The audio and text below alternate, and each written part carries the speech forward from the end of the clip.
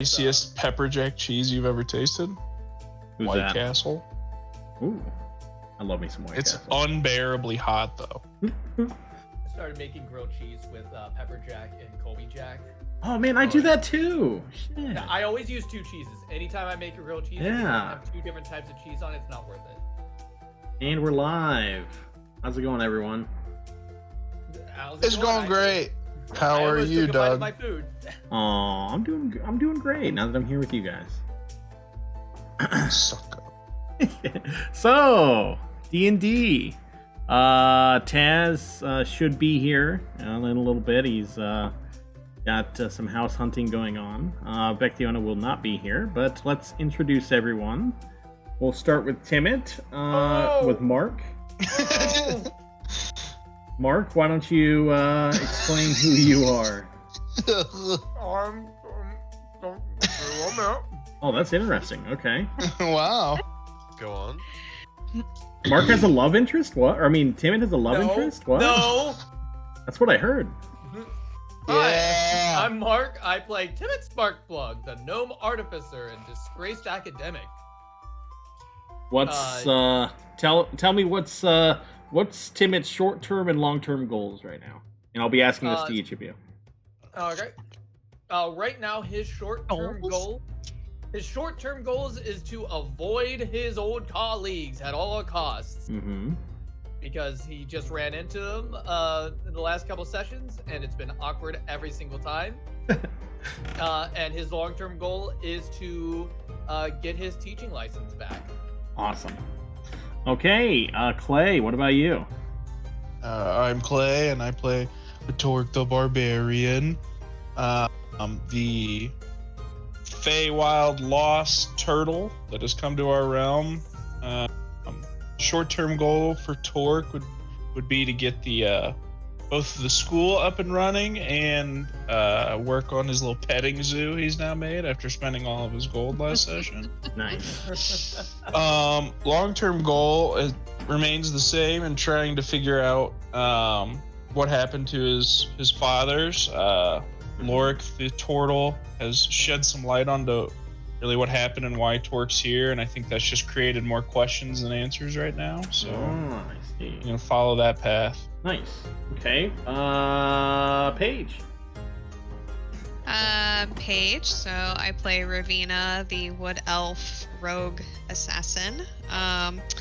Short-term, long-term goals. I would say short-term and long-term are probably the same goal. And the short-term is that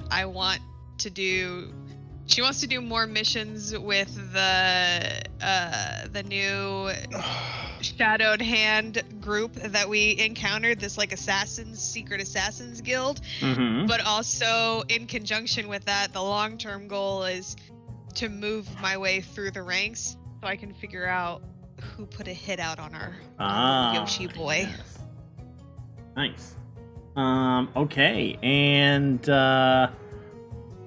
Theodolin, or let's go with Chris. Yeah. Who is he? It's me. I'm Chris. I play. I'm Theodolin. I play Chris. Yeah. Yep. Exactly. Theodolin the High Sage. He is a half-elf druid who used to be a sorcerer until he died and was resurrected. Super cool. Keep that episode on Doug's YouTube. Keep it. Oh, Keep it wow, right now. so good. Synergy, Yeah. baby. Anyways, his short-term goals are to build a tavern with Taz and make money. And Make that money. split. And then his long-term goals are to keep the forest of Athamor safe and hang out with his friends more. Smoke his pipe. Nice. Forest Okay. Moon of Endor. Excuse me? That's no What? moon. Okay, so what happened last session? Paige? Yes. Wait, there's someone else that can introduce themselves. Oh, darn. Oh, Taz is look who's here. here! What's up, guys? Oh, just Hey, in just time. speaking of the devil. Go I was introduce literally yourself. just about to ask them to ask them where Taz is this morning because he's not at the dinner table or the breakfast table, but there I he was is. just a little sleepy. Your breakfast is getting cold. Oh, thanks, Tork. Matt, why don't you introduce yourself? Tell us who you're playing, and then tell us your short-term and long-term goals for Taz. Oh God, I didn't know we had homework. Yeah. Neither did we. It was a pop quiz. Pop Yeah, quiz. so far. My name is Taz. I play Taz, the Bard. How'd you come up with that? Damn. So Oh, creative. original. Yeah, I know. It was a long, painful process. Taz's short-term goals are to get his tavern started. His long-term goals are to keep the tavern going. Okay. A truly driven character. A lot of really great hooks in that backstory. Like I said, well thought out, Yeah. painful process. Curveballs everywhere. Yeah. Okay. Did you say there are balls everywhere? Curveballs. Oh, curveballs. They're There are balls. balls everywhere. They're curved. In the Yeah. tavern. Okay, you There better not be. Kids will be in there. You got a bit of a respite, Lethal, by Taz joining, but now we need to know what happened last session. Darn it. Okay. I hate giving a recap. I hope Um, pregnancy brain I've fucks this given it up 3 bad. times in a row. How so- dare you? You asked for it. You've asked for it twice, though, Mark. That's well. That's fair. That's fair. So what happened last time? Last session was a very heavy roleplay session, and by very heavy, I mean we didn't hit combat once, which was kind of weird. It was kind of split between multiple storylines. It opened in a very awkward way for some of us who missed the session before. We just opened up on some guy tied up in the barn, trying to figure out who the hell he was and why he was there. And finding out that he was trying to steal our little Yoshi boy for somebody else. And so that kind of started us on an investigative path to figure out who he worked for, why they wanted to steal Yoshi, and the source of that. When we went into town, we kind of split for a couple of different reasons. We're also trying to work on getting Greg the guard bot up and running again, but we yes. need a black sapphire, which is really expensive, and if our DM loved us a little bit, maybe he might reduce the price. But anyway, so we gotta get a black sapphire to get Greg back up and running. And You while can't we put were a price town- on Greg, okay? Oh my gosh, you can't. We That's can't on God. afford it. I should have made it 1,000,000 coins. How dare you? You really hate Greg then. While we were in town, we also finally kind of delved into this secret symbol that apparently has been there for a while, but I missed it. Yeah. Um, Since I've had the but job board up. but it was for this secret organization that kind of acts like an assassin's guild, and so Ravina kind of went to the pub and figured out how to get in contact with them, and then got her first job with them, even though the rest of the party was not too keen on her pursuing this lead because it involved killing innocent or potentially innocent people. And while she was doing that, I don't remember what the rest of the party was doing, because I was a little preoccupied. Hey, Thea, what were you doing during that time? Yeah, you need to explain that. I was unlawfully arrested. No, After that. near the after near the end of the session. You in a tree. The trees, brother. Oh, I don't know what you're talking about because that didn't happen. It did. Nope. that. Either you can explain it and try and do it in a better way, or you could let me explain it, and I'm not gonna give you any reprieve. There was a tree that needed assistance because it was dying. It was in danger. I saved it. It was Well, you Theo jacked off a pegged a tree. You jacked off a tree. That is not what happened. Don't skirt the truth. The tree's still alive. We can ask the tree. You can't talk to trees. Well, what good thing God's here. Just one time I'm talking to you. I gotta tell everybody about this shit. This shit was tight. Okay. So yeah, that was last session. Ravina busted a union up. Murdered a poor dude for trying to cooperatively fight against. Bargain. Yeah, collectively bargain, but Ravina couldn't have that. He wasn't. Well, hold on. He wasn't Ravina's a necessarily. Republican. A, how dare you? B, Welcome to the Mug Club. I hear Spot How opened dare up you? with.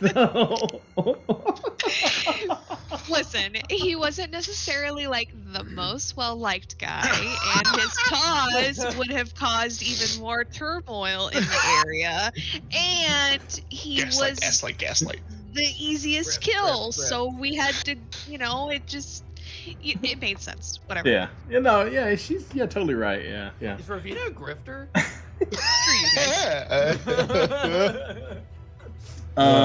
Ravina's red pilled. I thought we stopped that. she kept a stash. Okay, so that was last session. Today, you guys wake up, gather around the old kitchen table. Tork is up bright and early, making breakfast, but he appears to be little, maybe even a little nervous. So yeah, you guys can go ahead and start. Good morning, everybody. I made poached eggs and some hash browns. I made some hash browns too. Oh, yum. Thank you, Tork. Do we have hollandaise sauce with our poached eggs? What kind of chef would I be if I didn't make some hollandaise sauce with some poached eggs? Are you saying I'm not a good chef? Did you not think that I would be a good chef? Eggs Benny is my favorite. Can you imagine Ravina saying it like that? Dude, did you put cum in these eggs? What? So delicious. No, was I supposed to? Did the recipe call for that? Are you insisting that cum tastes delicious, Taz? Maybe. Oh my god. Okay, speaking of Ravina's character, I am 100% anticipating this episode to be like that weird one-off filler episode of an anime where everyone's doing like something weird and it's like a game show or something awkward and no one's acting the way that they should be. Eggs Benny is my favorite. That's how I anticipate today going. Everyone's smoking the pipe today. No, Timot's just eating the eggs. I He can't doesn't notice. You can't smoke that, Theo. You have to be on top of your game. Your senses have to be perfect. Too late, Tork. Don't worry. I'm always on the top of my senses. It takes another big one. Oh God. Oh no. You can count on me. Timot does not notice how nervous Tork is at all, as normal. And just goes, this is really good, Tork. Thank you. I don't think it's gonna be good enough. What do you mean? It's perfect. It's gotta be perfect. I don't know. I've heard terrible things of this Chef Anton guy. He's pretty good. I've never done something like this before. Well, you're the best chef of all time, so what's the problem? I don't know. I was not prepared for you. What time's the competition at anyway? I don't know. I forgot. They sent it in a letter. I forgot. You suddenly remember that it's for around mid-afternoon. It's in like six hours. It's in like 6 hours. In time. Do you need help going over the fundamentals of cooking? Yes. Yeah, that would probably be good. I gotta hone up my senses and my abilities. Well, the first thing you need is some eggs. I got those already. Timmit pulls out a almost like a chemistry book, but it's like the most technical cookbook that you could fucking imagine. Like there is no if Timmit were a cook, there would be no creativity at all. It's just strict science. And he's just going over like different different spices and how they react with whatever you put it in, just down to a chemical level. That's how Timmit goes over the fundamentals of cooking. Is this going to be an episode where we all have our own cookbooks, like Black Clover, where they all have their own little like magic books that like fit their personality? I've never seen that show, so I forgot to include that. So Okay, well, They all have their own magical book that resembles them. As Matt said. that's all you need to know. okay. That's the whole show. Timmit, It's called a grimoire. Mhm. Timmit. This book, it has math. I don't measure. You don't measure? No. How do you get the proportions right without It's destroying the molecular compounds? The key is to measure from underneath. it's He in the measures it's just in my with his soul. heart. It's in my soul. I just know that's what Mike taught. That's what Big Mike taught me. Well, how Hey. many cups can fit in your heart? How many tablespoons is that? That doesn't make any sense to me. My heart cannot be measured. It is limitless and filled with love.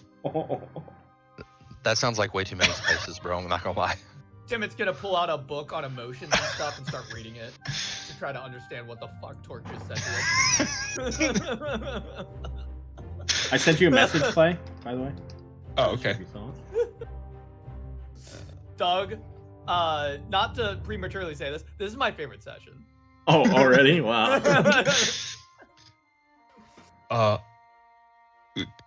Tork pulls out the letter. He it's all sweaty in his pocket. It's very moist. Oh god, guys, I forgot to tell you this, but you guys all have to be my sous chefs. We what? Yeah. Okay. I Yeah, love I- soup. I I could be the didn't- soup chef. I didn't really read the letter, and Chef Anton goes with a team, and they told me I could have a team, and I always do better with a team, so you guys will be my team. What does that mean? So when I was listening to stories about famous chef Gordon Ramsay, Cannon. he had sous chefs, and those guys run around the kitchen and help the head chef. And when he needs specific tasks done in the chef, he goes, "Chef, I need these," and then they do it.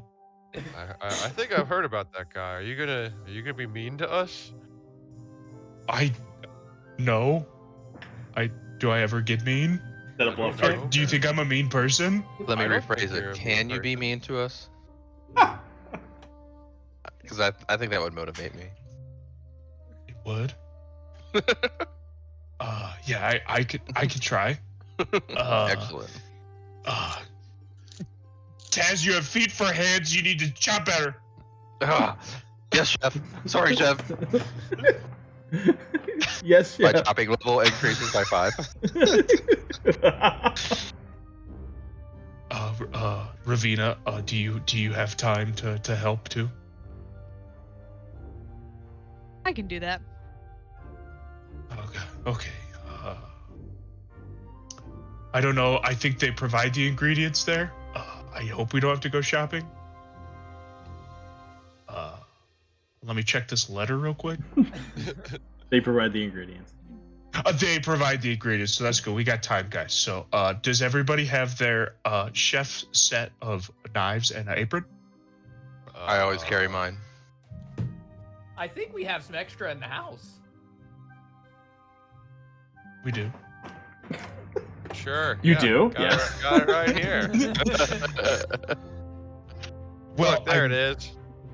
I did take the liberty of making everybody hats. There can't be any hair in the food, so I made you all paper hats last night when I couldn't sleep. We get Excellent. special hats.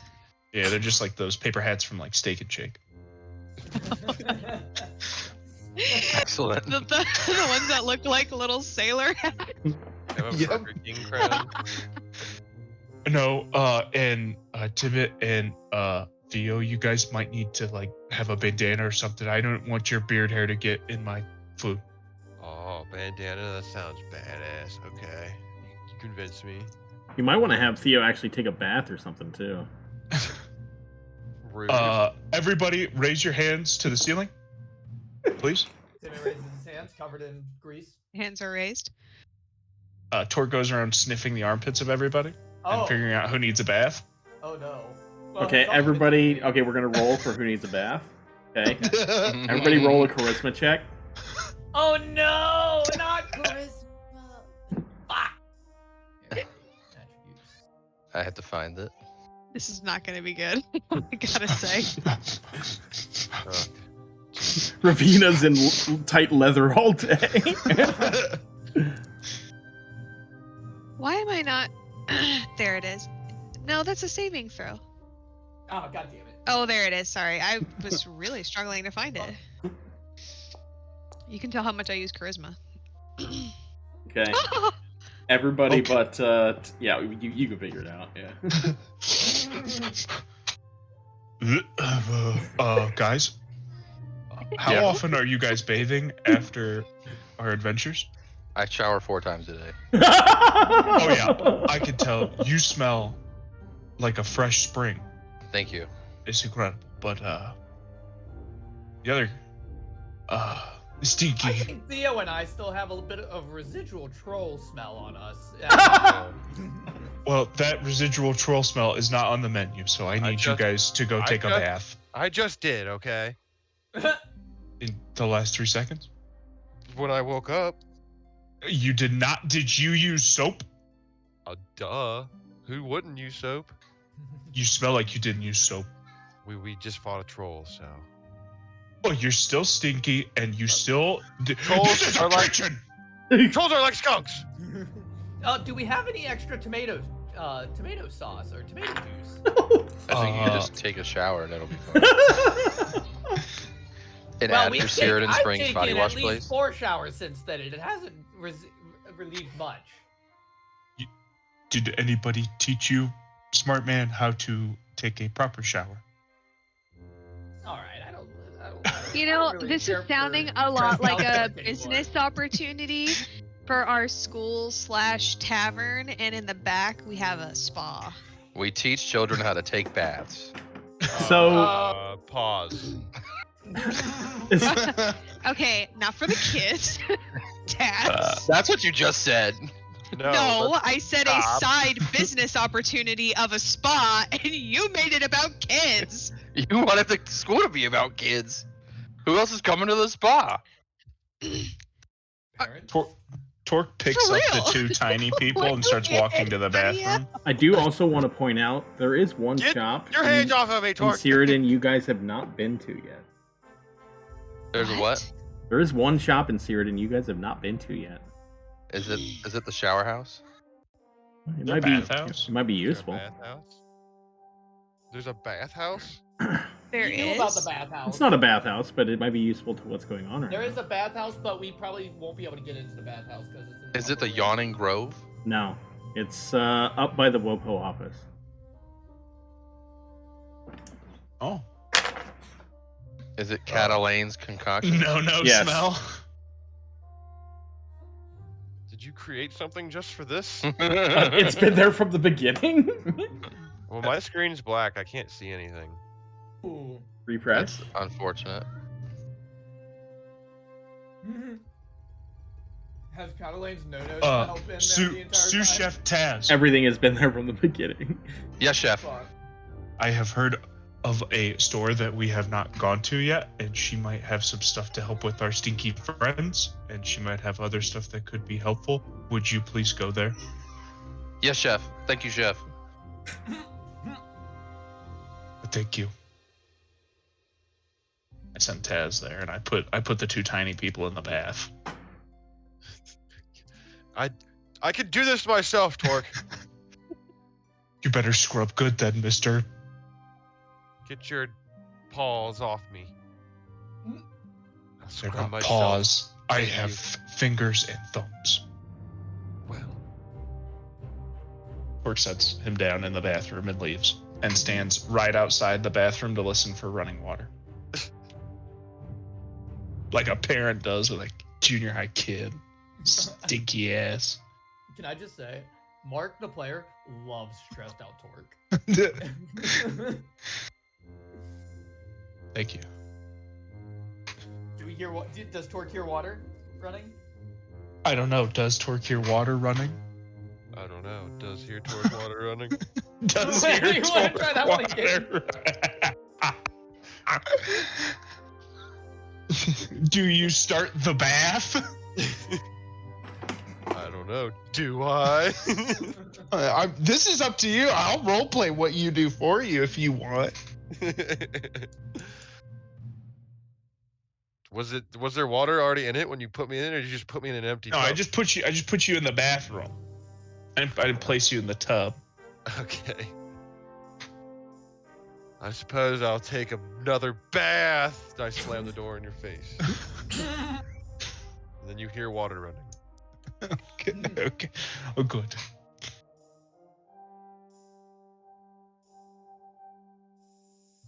Waiting for Taz to do his thing at the store. I'm at the store. Oh, ring, ring, ring. Oh, Ring, ring, ring. Welcome, Hello. welcome to the shop. Hi. I heard that you have some cool stuff here. Oh, yes. Please take a look. Are you Taz? So you've heard of me? Yes. I love your music. Your use of varying melodies just is it's very fun to listen to. Wow, you are quite the avid listener. You know, not a lot of people pick up on that. I'm a huge fan of that song that you play. It's My back. Do you mean Shop? Candy Shop? Yes, Candy Shop. Yes, that's the one. Yes, it's my favorite song. I actually was there when you guys did a live rendition. Oh, thank you very you know, I just have such a good group, and they're so good at singing. It's probably one of my proudest performances. It was incredible. Everyone talked about you guys sang not too far from here, and everybody talked about it for days. Well, what can I say? I mean, thank you. I appreciate it. Absolutely. What can I help you with? So, I'm looking at your wares here that have just disappeared from my screen for some reason. Here we are. Tell me more about this no-no smell that you've got. Oh yes, it's a wonderful ointment. You apply it to yourself, and it will completely erase all body odor, and leave a slight peppermint smell. Oh, smell. Very good. Well, I need how many people do we have? 6? I 5. need 5. I need 5 of those. Tell me more about the see you later. Oh, that is a very special item that I have. It is a special ointment that once applied to a person, anyone who comes in contact with them, well, let's say that they will have the incredible urge to lose their lunch. And what about the no time like tomorrow? Oh, that's That's well, that has some characteristics that normal clientele, I say, wouldn't be interested in. But someone like yourself, let's just say that when applied to someone, you won't see them for a while.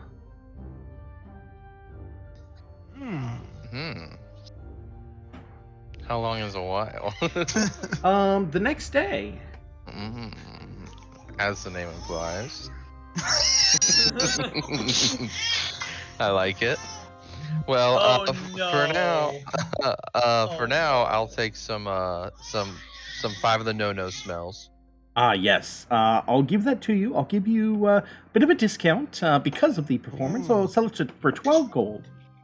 Excellent. I'll take it. Wonderful. So will Okay, Hazel. Is there anything else I can help you with? No, I think that's it for now. I will definitely be back. Okay. For such an adoring fan. Oh, absolutely. I autograph a piece of paper and hand it to her. Tell her about the food war. Tell her she should come. Yeah, we're having an event tonight at the Bubbly Barrel, right? Yeah. And you should come by. There will be some really good food. Oh, really? You think that'd Yeah. be? Oh, that sounds fun. That'd be great. Yeah, I'll definitely stop by. Excellent. We'll see you tonight then. Okay, I'll see you later, Taz. Oh. Bye. Okay. Taz is gonna bang her later. Okay. She's a no. Yeah. Okay. There we go. So Taz picked up some no smell. Yeah. How's the bath going? How's the bath going, Theo? Scrub a dub dub dub dub dub dub dub splashy splashy splash. I'm in the bath. Poopy poopy doop. Gotta clean myself. What about the other stinky people? Timid, while the bath is being occupied, Timid is hosing himself down with the hose outside. Jesus. Interesting. At least his hand. He's not naked. He's like washing his Oh. He just Brita just standing over him like a full shower with the hose. That would be fucking hilarious. Maybe. No. And what about Ravina? Washing his hands. I mean, how many showers do we have in the house? Probably just one tub, right? I'm Probably just one. gonna patiently wait my turn then. While he's singing the Rubber Ducky song over there. It's gonna be a while. Man, he You went. give him 5 more minutes and then you pull him out. He went from not wanting to take a You bath. two, I expect you two to be able to figure out bath time accordingly, please. Rub a dub scrubbing in the tub. Theodolin Ravina is waining for the tub. Please. You put me in here. Let me enjoy this. You forced this upon me. Now let me enjoy it. I didn't force this upon you. Health codes enforce this upon you. I was clean. I was clean. You were stinking, and I'll have no more of it. I was not stinky. Okay, so Taz makes it back with the no ointments. We'll say Theo finally finished his bath, and Ravina Does was he able. smell any different? You should make him roll for it, but give him a +1 for every 10 minutes he spent in the bath. We'll do. Okay, now everyone who washed themselves up, you get. I need a charisma check with advantage. Yeah. Everybody who, Yep. all the 3 of us. Yep. Stinkies. All the stinky people. All the stinkies. Oh no. Listen. This is great.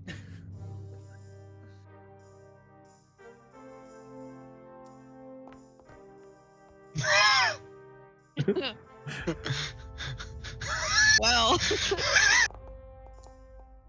we're off to a really good start. Okay, Ravina maybe didn't spend enough time in the bathtub, but thankfully Taz has arrived with the no smell.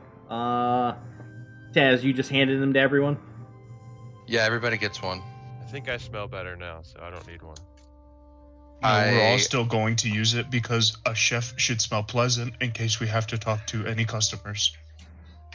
Timot's gonna take a sniff of the no smell, and I assume notice that it gives off literally no scent.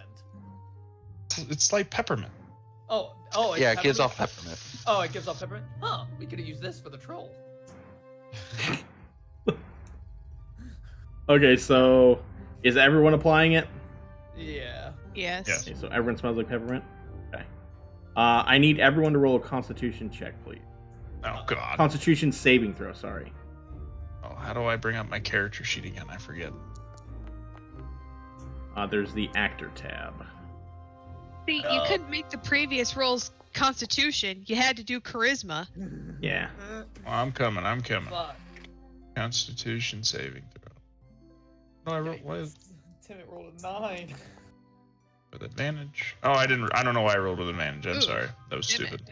Okay, I need Take you to my- just do one straight roll now. Yep. Saving throw. Normal. Okay. Stinky.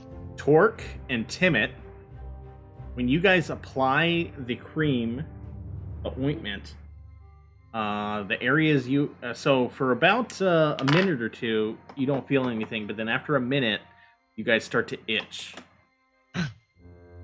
Itchy. That's The not rest of good. you feel soothed and refreshed, and you smell like peppermint. Itchy. Oh no. I do not like this. Let's see. Ah. Wait, why does Theo not like it? I don't like peppermint. Oh. Oh no. I didn't prepare cure poison or whatever this would be. Tork washes his arms off in the hose. Yep. You guys are technically poisoned, yes. We are technically poisoned. I don't have cure poison. I thought about taking that today, but I was like, nah, we won't need to cure any poison. Fuck. So, just to let you guys know, unless something is done, every ability check you make will be with a disadvantage. Do you know if that lady had any poison cures? Taz? No, she did not. Do I believe you? Do you believe me? Maybe should we go to that healing church? They can fix people. Yeah. This we should itch is try it driving me out. nuts. We should try it out. I don't like this stuff. I don't like it either. The rest of you feel great. You feel refreshed and you smell like peppermint, so it's worked out well for you. But Timot and Tork, you guys are itching all over. You can't help but scratch yourselves. You do get the idea to head to the Divine Summit, where a lot of the religious and clerical people hang out. They just chill there, Just a moment, let me bring up their services.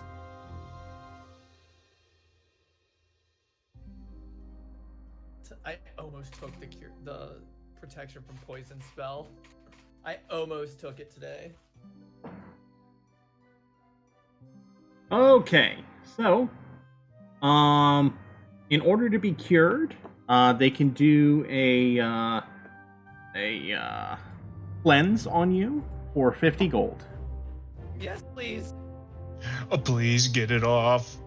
Okay, one of the clerics say some words over you, and little healing comes out of their hand, and you feel soothed all over your body. You no longer itch, but you smell of peppermint now. Woo. Okay. So, Nothing is going right. it is about time to head to the Bubbly Barrel. But before we do, is there anything anybody wants to do in the rest of town? no. We can make some time if anybody wants to stop anywhere. Hold on. I think I'm okay. I bet, God, my arms have to be fucking red right now. From itching. Well, she cleansed you, so you guys are healed. Okay, good. Oh my god. Dog, never do that to us again. Okay, so we will go ahead and head to the bubbly barrel.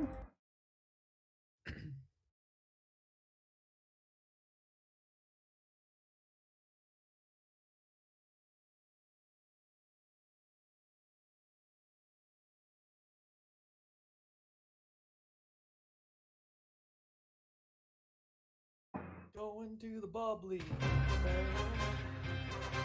Wow, we were.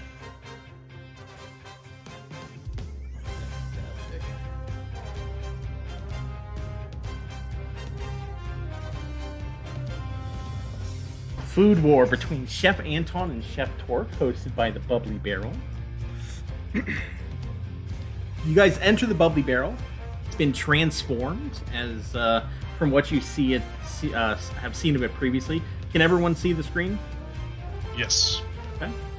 Yes. You guys see some stands have been set up for onlookers. Ravina, you see Albrecht in the crowd. He's ready to watch. Theo, you see Erwin sitting in the stands. He's looks like she's interested in watching.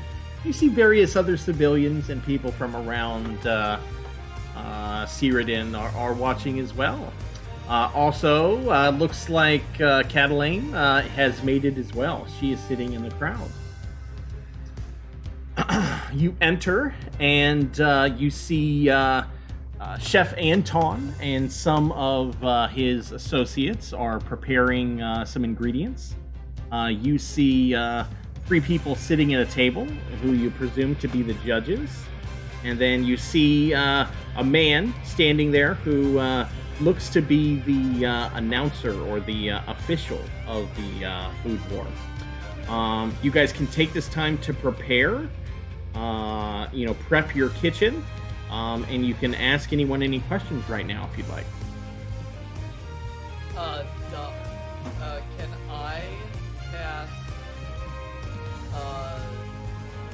I cast purified food and drink on our ingredients? Can you say that again? Can I cast purify food and drink on our ingredients? Okay, so that is actually one rule.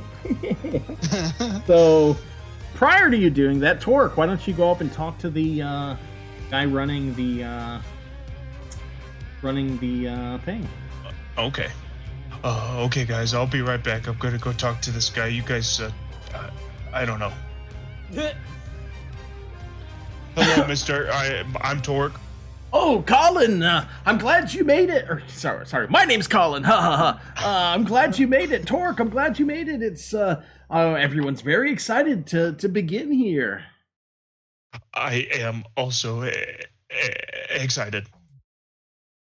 So, I know this is your first food war. Are there any questions you have about the competition? Yes. What are the rules?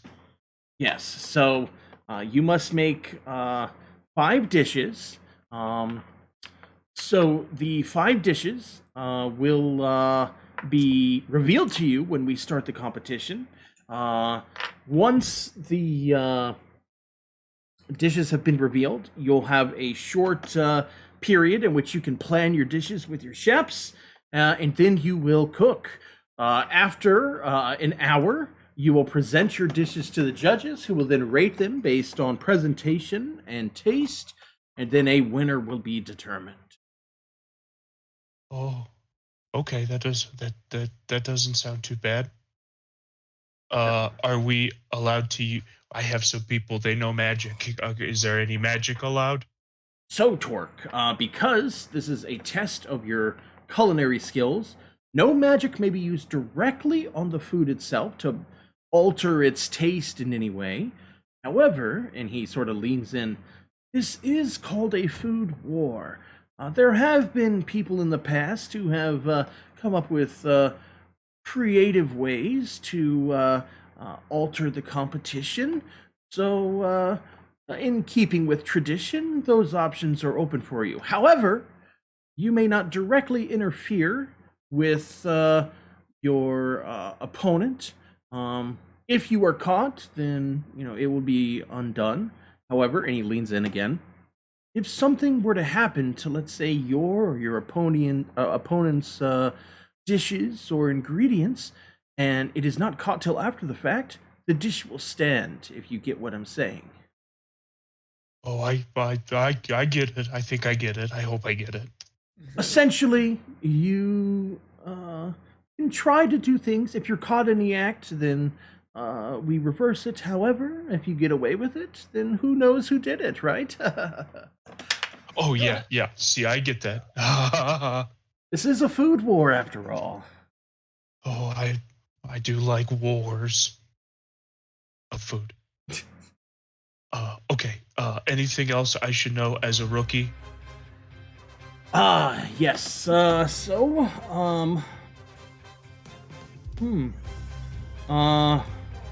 Just make dishes that explain who you are as a individual.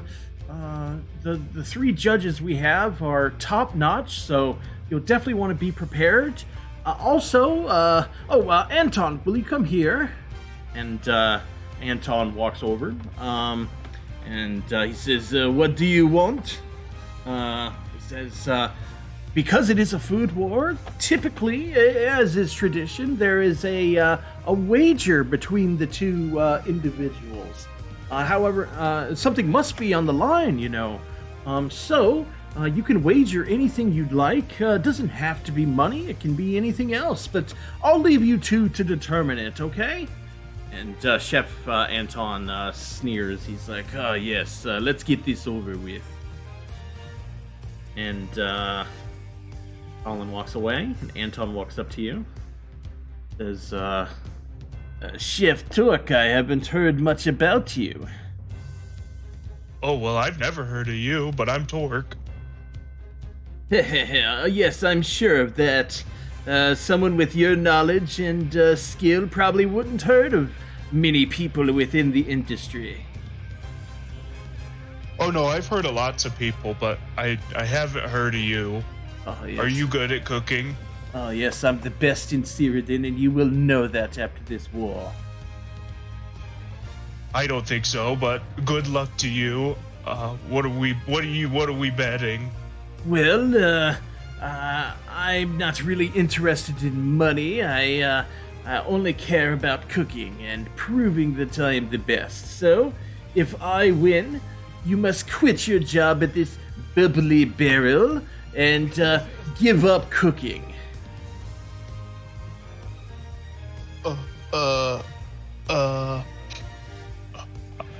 Do it, Tork. I don't anticipate losing. Oh, the balls on this turtle. This won't matter, but what do you want if you win? You. Do we hear him talking about this? Are you guys prepping the kitchen, or are you guys trying to listen? All right, we're prepping. I mean, I'm on the corner, so I feel like I can hear it. the kitchen. Yeah, I'm sure. I'm sure you guys I can feel hear like fine. I'm close enough. Okay, you guys can hear. If you're such a good cook, when I beat you, once a week you will volunteer your services at the more poverty-stricken parts of Cyrodiil for free. Unfortunately, that does not work for me. I do not run... my restaurant is not here in Cyrodiil. I'm only visiting for the food war competition. I cannot abide by that. Is that why you sound so silly? I copy your accent.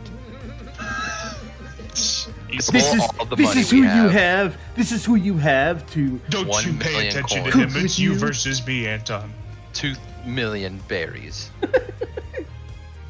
Tork's not afraid of your bet. Fine.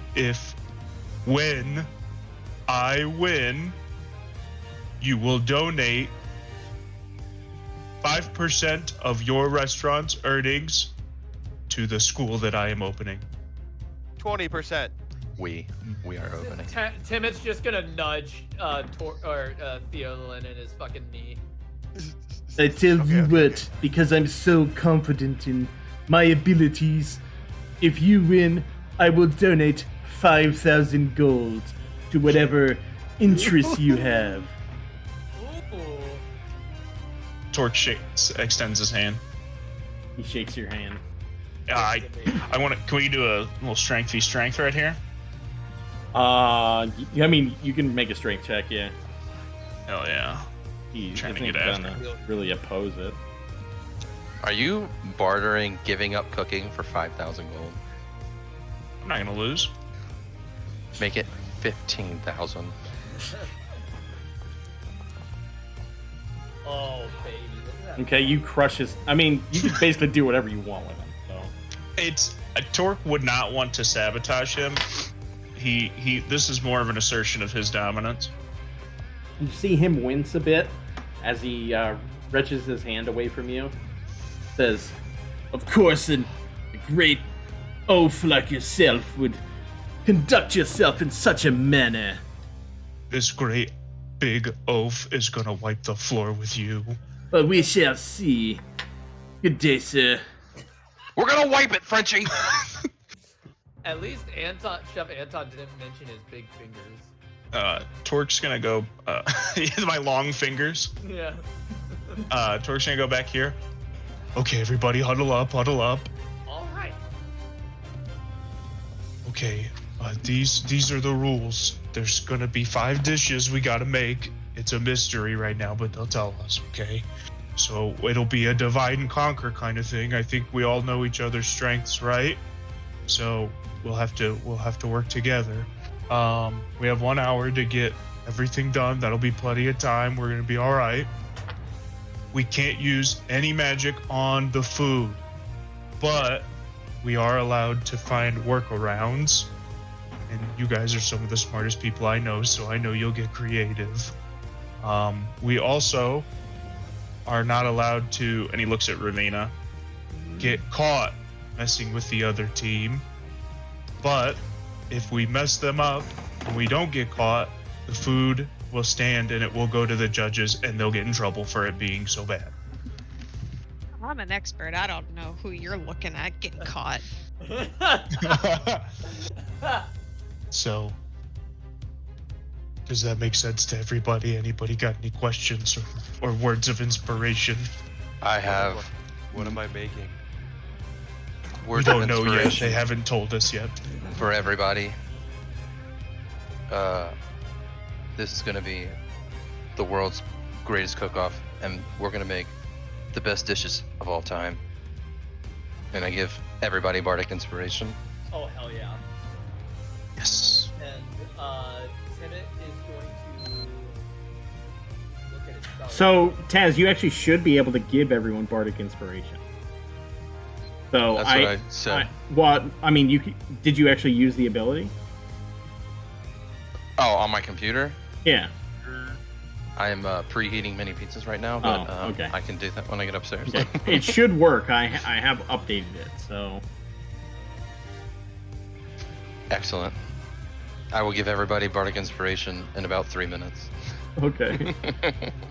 You know what's fun? See invisibility is not a concentration. I would like to say that I would like to be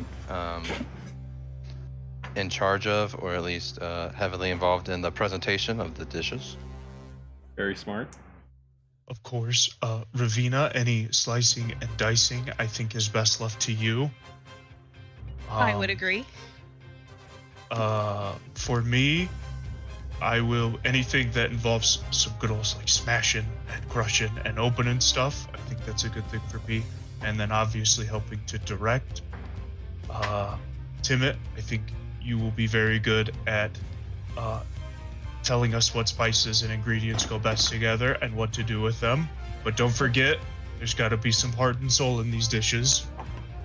And Theo, I'm listening. I expect 1, you can turn into many things and do many fancy things. If somebody were to maybe impact their ability to cook as well, it could be you. So be careful. You also are very wise and know plants very well, so the vegetable and side station will be yours for the time being. By the way, Bardic Inspiration only lasts 10 minutes, so I'm not sure if Taz, if you want to maybe, like, hold off, because the cooking competition's going to take over an hour, so... I will hold off until... you think someone might need it? Yeah. I'll give it individually. Once the competition officially starts, Timit is going to cast Enhance Ability on Tork and give him Owl's Wisdom, which will give him advantage on all wisdom checks. Ooh. For an hour. Ooh. Like that. Okay, so you can see everybody getting into place. I have moved to the chopping station. And it looks like we're getting ready to begin the competition.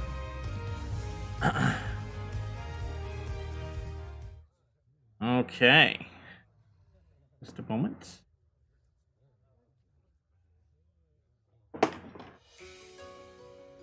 So, you see the announcer take his place, and he says, "Ladies and gentlemen, it is my pleasure to welcome you all to this food war between Chef Anton and Chef Tork." And everyone applauds.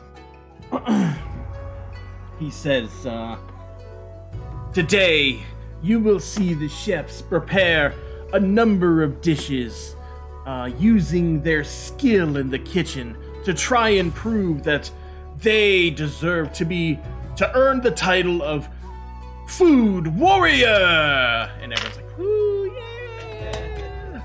yeah!" Today, let's introduce our first competitor. We have Chef Anton, born and raised in this bustling city of Cyrodiil, where he grew up surrounded by the rich flavors and aromas of the city's diverse cuisine.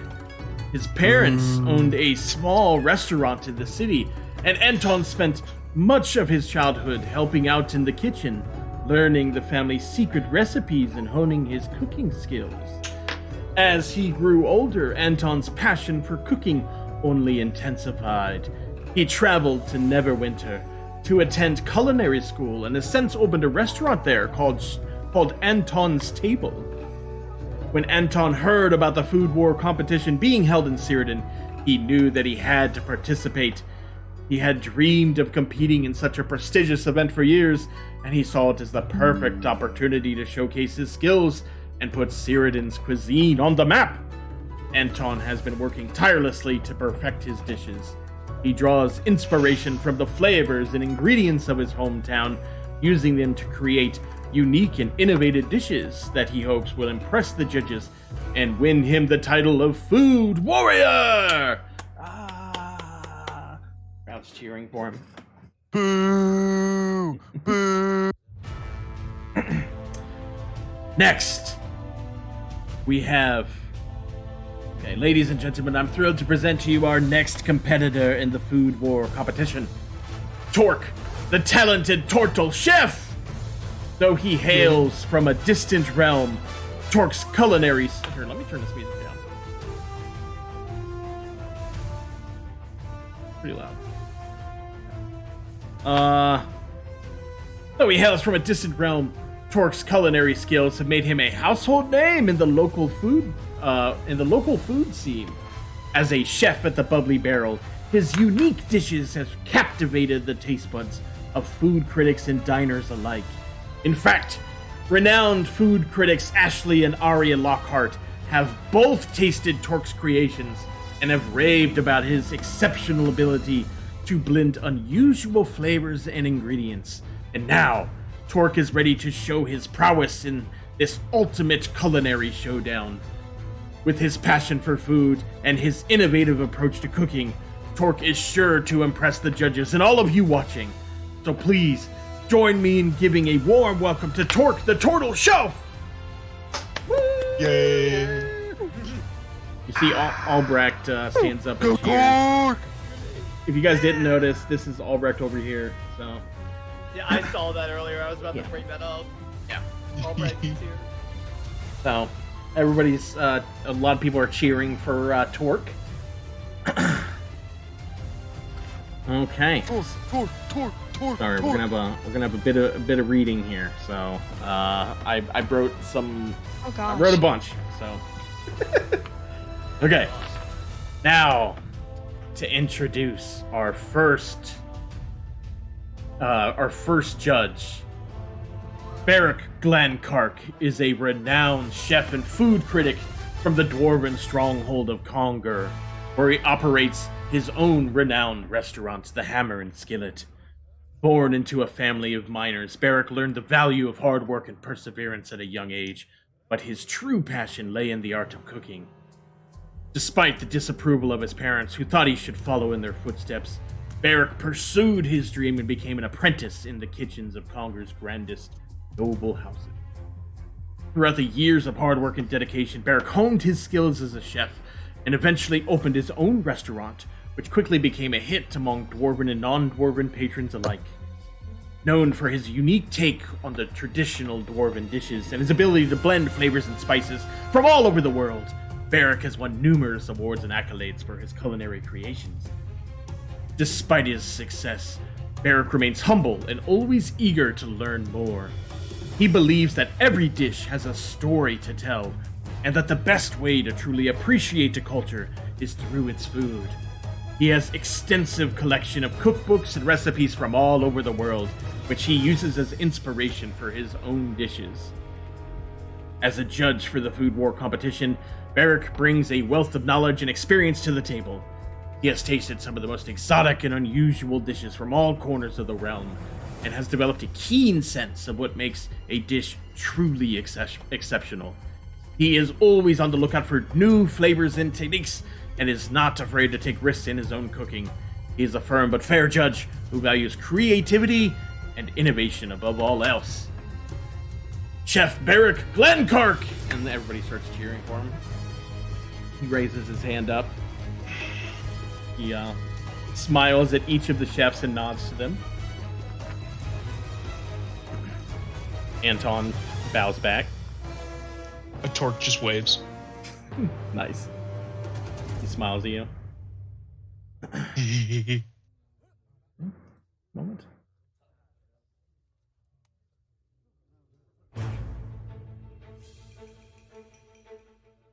Whoops.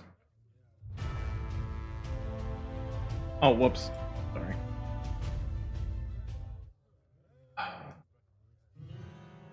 There we go. Okay. And now for our next chef. Our next judge. Born into a family of farmers, Camille Dessin grew up surrounded by fresh ingredients and a deep appreciation for food. She began cooking at a young age and quickly discovered a natural talent for it. As a young woman, Camille traveled the continent learning from the best chefs and cooks she could find. She studied under renowned chefs in the royal courts of various kingdoms, learned traditional techniques from local street vendors, and even worked in the kitchens of some of the most exclusive restaurants in the world. Her list of accomplishments include the King's Tester, which was an exclusive position in the royal court of Caradon, awarded to the chef who can create dishes that appeal to the king's notoriously picky palate. Also, she earned the Mithril Knife, a coveted award given by the Dwarven Culinary Guild to the chef who demonstrates the greatest skill in preparing dishes using only traditional dwarven ingredients and techniques. Camille won this award twice in her career, becoming the first human ever to accomplish this. Camille's passion for cooking and her unrelenting pursuit of perfection have earned her a reputation as one of the most respected chefs in the world. Her dishes are known for their complex flavors and intricate presentation, and she's won numerous awards and accolades throughout her career. Now in her golden years, Camille is retired from active cooking and instead spends her time as a mentor and consultant for up-and-coming chefs. She is a sought-after judge for culinary competitions and has a reputation for being tough but fair. Camille is not easily impressed and expects nothing less than the absolute best from the chefs who compete before her. However, she is also known for her keen eye for talent and her ability to spot potential in young chefs who may not have fully developed their skills. Chef Camille Dessen! Tork salutes. And now, so if you guys can hover over them, you see the names of the people. So we've introduced the two outside ones. And now for our last judge, Arena Bashent. Bashint was born into a family of chefs in the elven city of Elithir. Her parents were renowned chefs. Here, let me turn this up.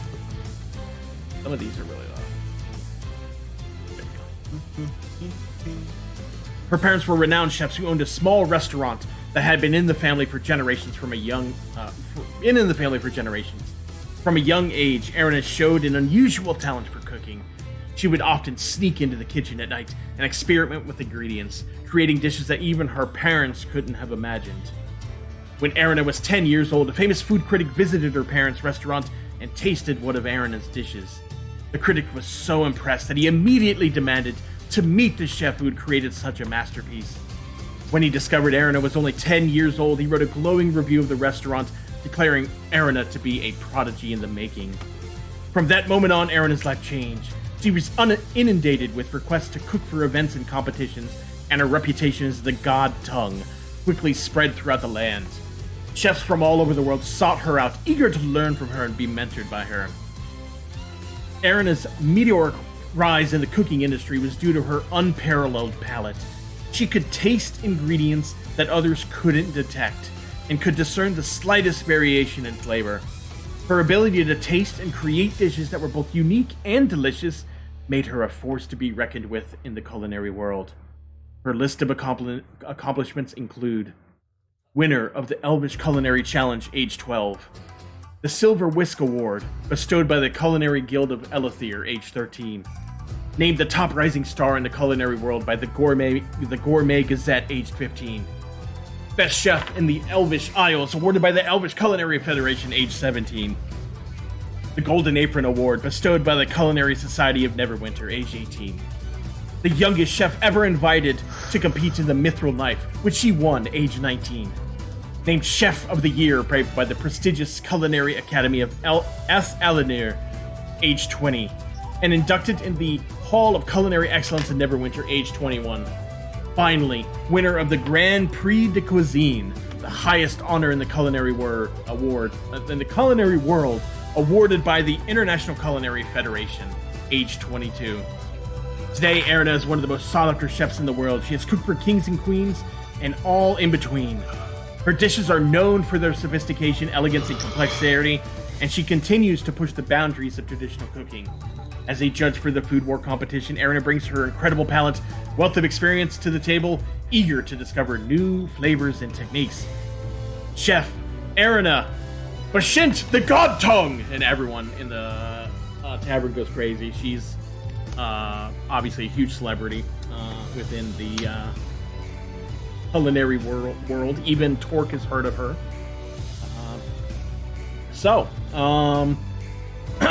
The announcer, after introducing everyone, says, and now for the Food War competition. Each chef, along with his sous chefs, will create 5 dishes, each dish with a different theme. You guys might want to write this down. Okay. I'm typing. Okay. The first dish must be a poultry dish. You can make any dish you'd like as long as it includes poultry in some form. The next dish will be a seafood dish. Any dish you would like as long as it includes seafood. The next dish must be a beef dish. And the fourth dish, a vegetable dish. Focus on those veggies. No meat for that one. And finally, you must make your signature dish. This can be any dish you'd like, using any ingredients you'd like, but it must be your signature dish. Put it all on the table for this one, folks. We are ready to begin. Are there any questions from the chefs? No. Tork, can you copy paste that in the group chat? Yeah. Thank you. Once we begin the competition, you will have 10 minutes to plan your courses, and then we will begin cooking. It will be a 1-hour cooking competition, upon which you will present your dishes to the judges. Are you ready to begin? Yes. Okay. Yes. Then we will begin this food war! And Chef Anton Yay. sprints around and begins conversing with his... Tenant is going to target Tork, and he's going to cast. Where is it? Not that. Enhance ability, and he's gonna give him the old razzle dazzle. Owl's wisdom, so he'll have advantage on all wisdom checks as long as I'm maintaining concentration for an hour. Okay, guys. Here's what I'm thinking. The signature dish, I'm gonna take care of that. I'm gonna make my fish sticks. Don't worry, they're gonna be incredible. Veggie dish.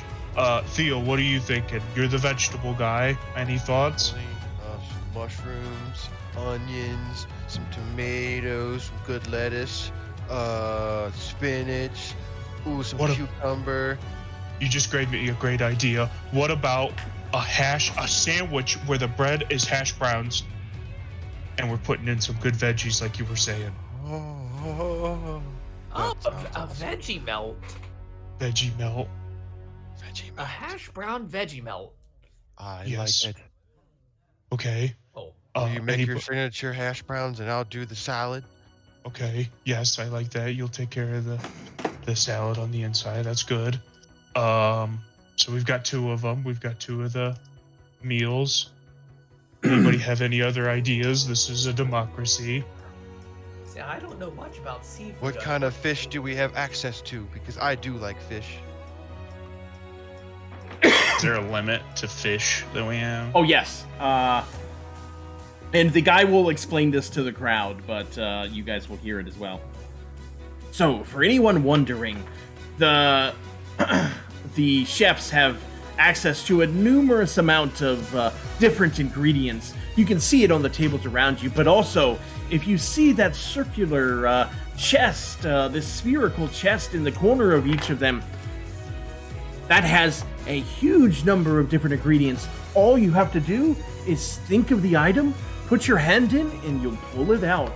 Now, it is not unlimited, not everything is in there, but we have it fully stocked with a variety of different ingredients. Isn't that cool? And the crowd's like, yes, that's cool, yes. Okay. Oh, cool. For the beef, I was thinking like a steak tartare, like the finest cut steak tartare anybody's ever seen.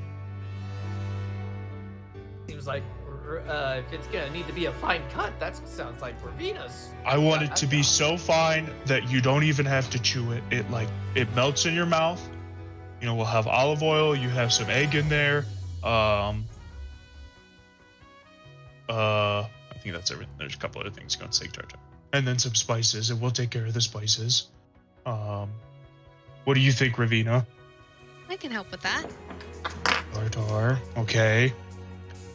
Seafood dish. Anybody have any ideas for seafood dish? Taz, you've been all over. Any ideas? How about We're already going to be having the fish sticks, so I want something to go completely the other way. completely the other way from fish sticks, you say? How about some kind of like lobster dish? Ooh, seafood. I don't hate that.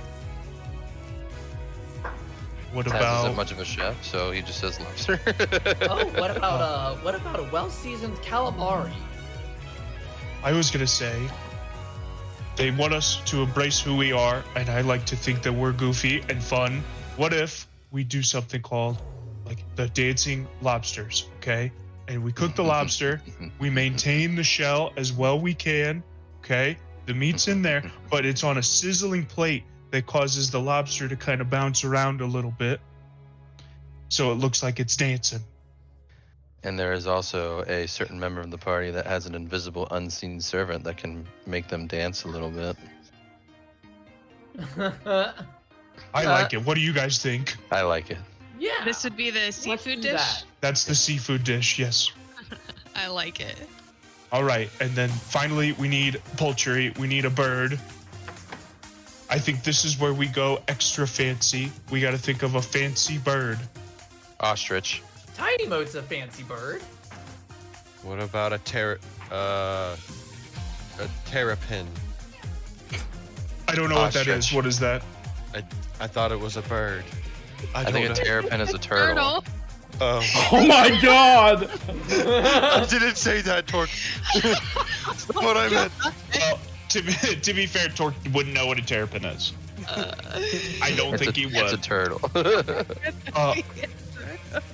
While cooking is a big part of me, I don't want to be a big part of what we're cooking, but thank you. I like the ostrich idea. What if we incorporate an ostrich egg in it?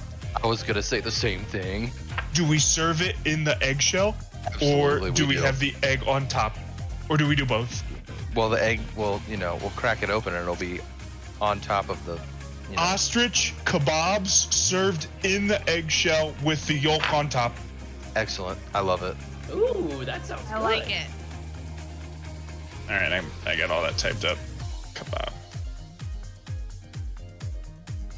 So we got that ostrich, veggie melt. If I liked potatoes, that would be delicious. If I liked ostrich kebab, dancing lobsters, steak tartare, veggie melt, and fish sticks. And then Tork was thinking about some of the spices that could go on it. So one of the spices that I think should go on the steak tartare is some sumac, which is a very fancy, spice. And since Ravina's going to be taking care of a lot of it, I think it'll be good because it Makes you cry.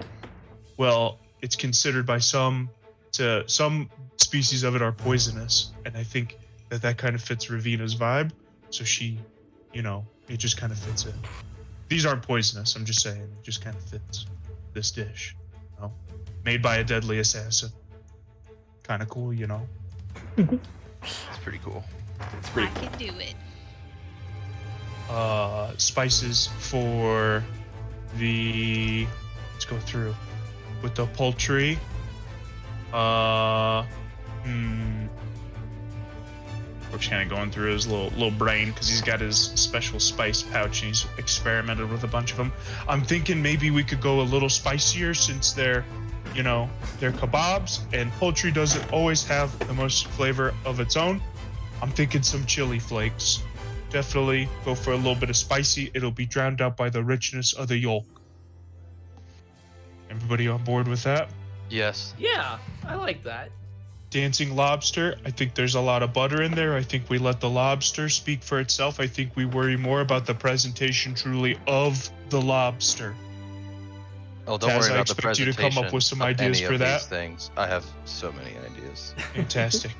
Veggie, I think we rely on the colors there a lot, the natural flavors, maybe a little bit of salt, and then maybe relying on a sweet fruit, maybe a little berry, give it some elevate the flavors. Okay, Theo, I'm trusting you on this. You're the veggie guy, and then like I said, I got the fish sticks. I got my idea. The salad. Okay. Sensational. You guys ready to cook? Let's do Yes. this thing. Okay. Let's do it. And now the planning phase has ended. Chefs, begin cooking! Oh God. Okay.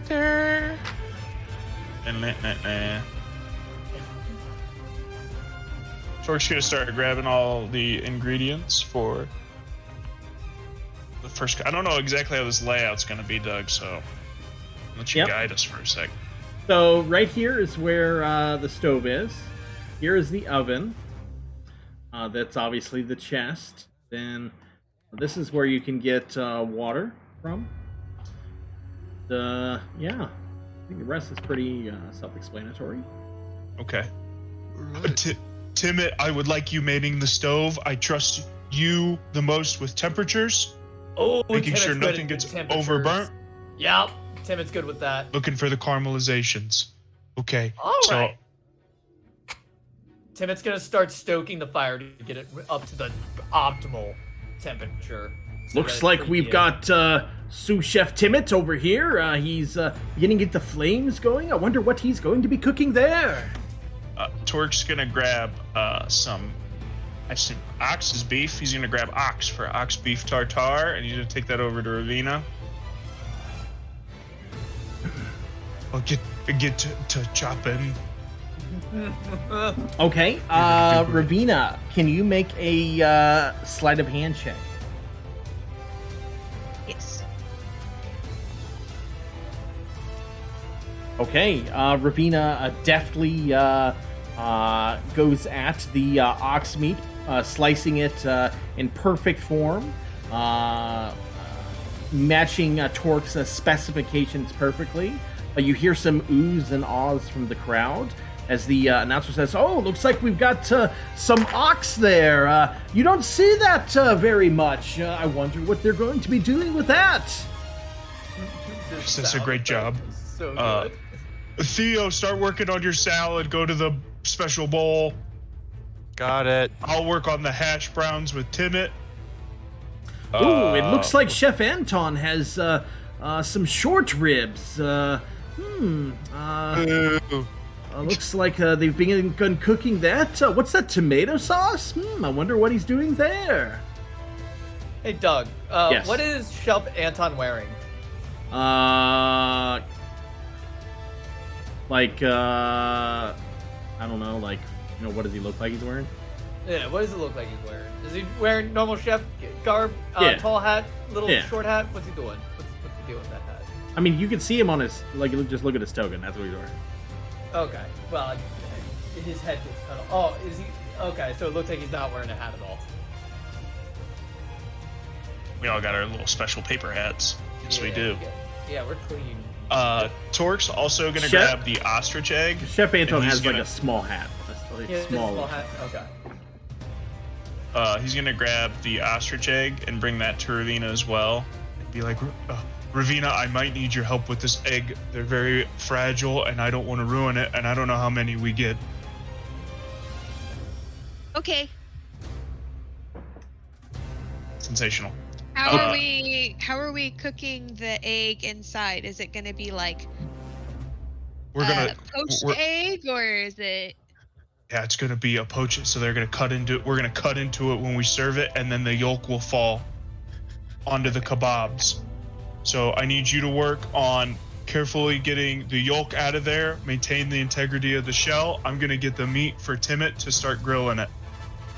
Okay. Timot or Tork gets some ostrich meat out of the special bowl, gives that to Timot to start frying. He's gonna grab a large pot, fill it with water, and get that ready to go on the stove as well to boil the lobster. Okay, Timot, you are frying the meat. What skill do you think you would use for that?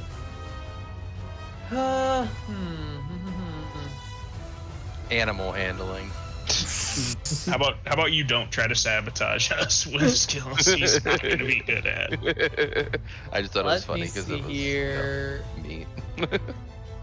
I'm just looking at the list. Performance? Or No. sleight of Yeah, hand? no, you do not want it to be performance.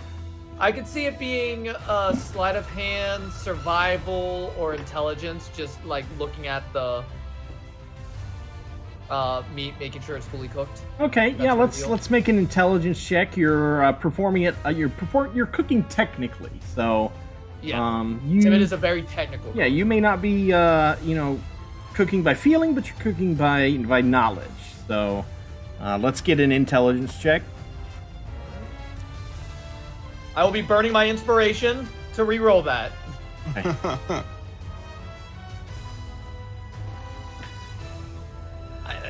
Fuck! Okay. I'm gonna fucking flash of knowledge to add 5 to that. Okay.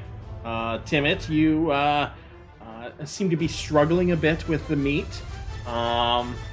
You think you got something passable, but it didn't go as... all the studying you've done doesn't seem to be quite matching what you typically... what you expected. All the cooking Timot's ever done has just been non-practical cooking. It's all been theory cooking. So he's read a lot of cookbooks, but never has actually cooked anything. Okay, what's Theo working on? I've just been running around grabbing all the ingredients and washing them and then chopping them up and throwing them in the bowl. Okay. Getting ready for the hash browns. Can you make a nature check, Theo? Oh, why, certainly.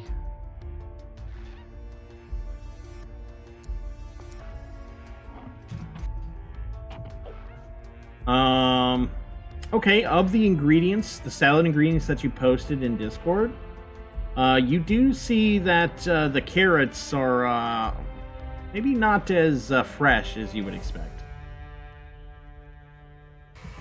Tork, Yes, Theo. these carrots don't look too good. What do you Okay, then. think? Oh, I agree. I trust you. If you don't think they look good, then either we find a substitute or we ixnay the carrots. Let's ixnay the carrots. Buy carrots. Okay. Tork's gonna start working on the hash browns to make Tork special. His famous hash browns as the bedding, the bread for the salad sandwich. Just a moment. I just like watching all the tokens move around a little bit. Yeah. Okay. Oh wait, why'd that roll for 10?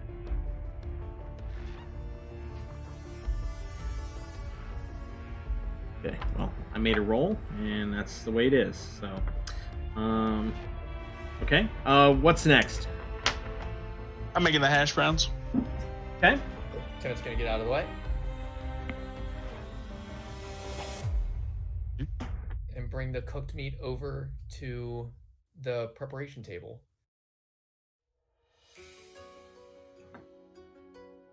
Oh my god. What? I just noticed that Doug has it set up so that when you're standing next to the stove, you can hear the stove. Yeah. I have it for That's the so oven cool. too, but the stove is a lot louder. Taz is casting Unseen Servant and just like having him ready. And his command is whenever that Taz snaps his fingers, he picks up the serving plates to give them to the judges. Oh, that's nice. Okay. Hey, Tork. Yes. Do you want me to summon some mice to go fuck with the other dudes? Stupid Chef Anton over there. If you think you can do it without getting caught, it might not be the worst idea. Okay, I'll think about it. I'll try and find a good time. If someone causes a distraction, it might be a good time to do that. Hey Tork, Yes. I know this is a food war and I got a Hadar that's pretty hungry. No. Okay. Keep in mind that people can see when spells are cast. So I'm just gonna throw that out there, everyone. Okay? That was a joke, okay? I'm just trying to lighten the mood. There's a lot of tension. Tork's gonna finish the hash browns so the veggie melt can be assembled. Hey, Tork, can you make a survival check? Yes. Make that shit with advantage, because I think survival is wisdom, baby. It is. Oh my god. Oh yeah. Oh. Okay, you your hash browns come out perfectly. Very happy with how they look. Sensational. Tork's gonna run him over to Taz. Oh, looks like Tork has some. What is that? Oh, hash browns. Oh, those look delicious. I can smell them from here. Okay, Theo, Taz, you guys work on finishing up the veggie melt. I'm gonna keep. Me and Tim are gonna work on the lobsters. Ravina, how's the egg coming along? I think it's ready. It just needs to be cooked.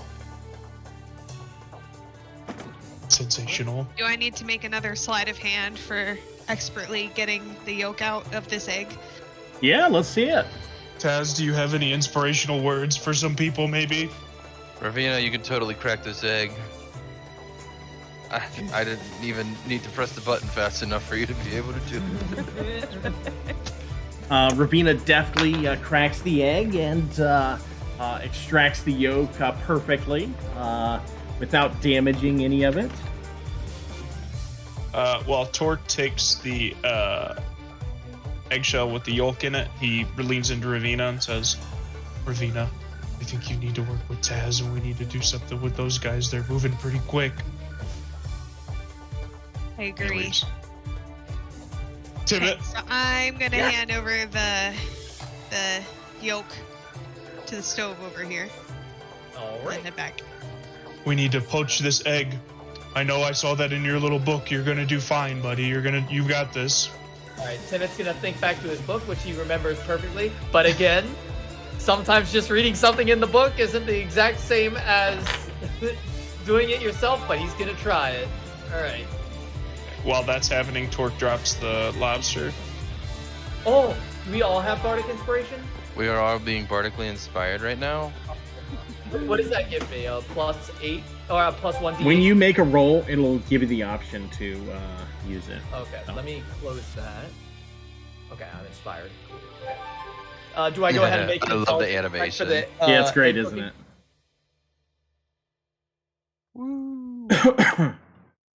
I'm inspired. I'm What so were you doing, inspired Timmy? right now. I'm cooking the egg.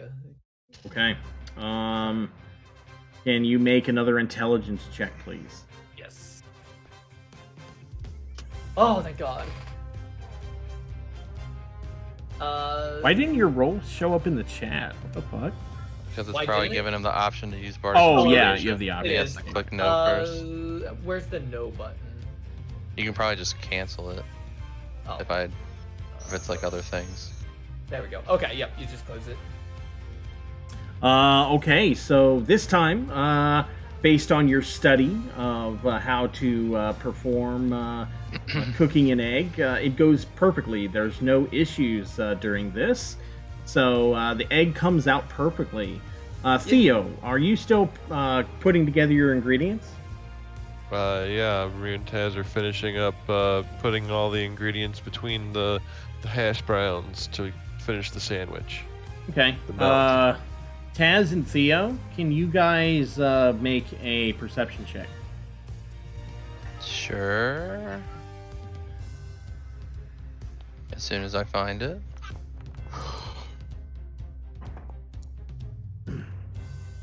All right. Theo, you notice little specks of something in the medley of vegetables that you're putting. But did they give us any vegetables that are usable? Specks of what? If I can Uh, notice it, what are they? I mean, you gotta. I mean, I'm just gonna tell you what they are. You gotta do something to try and determine that. What are these little specks there, Taz?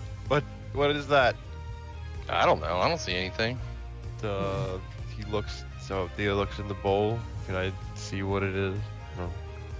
I don't know how to determine that. They look Pick like little something out. specks. Do you Let me want eat to one. taste it or? Yeah, he eats one. They're It, gonna be bugs. no. When all of a sudden your mouth gets extremely hot. It looks like someone has added flakes of some type of chili to your vegetable medley. Wasn't chili flakes in the recipe? That's Yeah. too spicy for a veggie medley. You're overpowering the freshness. All right. I'll remake the salad. Taz, down the double. Get me all these ingredients. I'll start I chopping. begin to also grab ingredients. As you were tasting it, you saw one of the chefs on the other side smile at you. I Tork cast hunger. No, I'm just kidding. Tork looks at Tibbet. Keep an eye on the lobsters, and when they're ready, pull them. And then he's gonna walk over to Irina. And he's gonna say, "Work with the boys. There's gonna be a big distraction here in a second. If you guys could do something to help, they messed up our salad. We gotta get them back." Okay.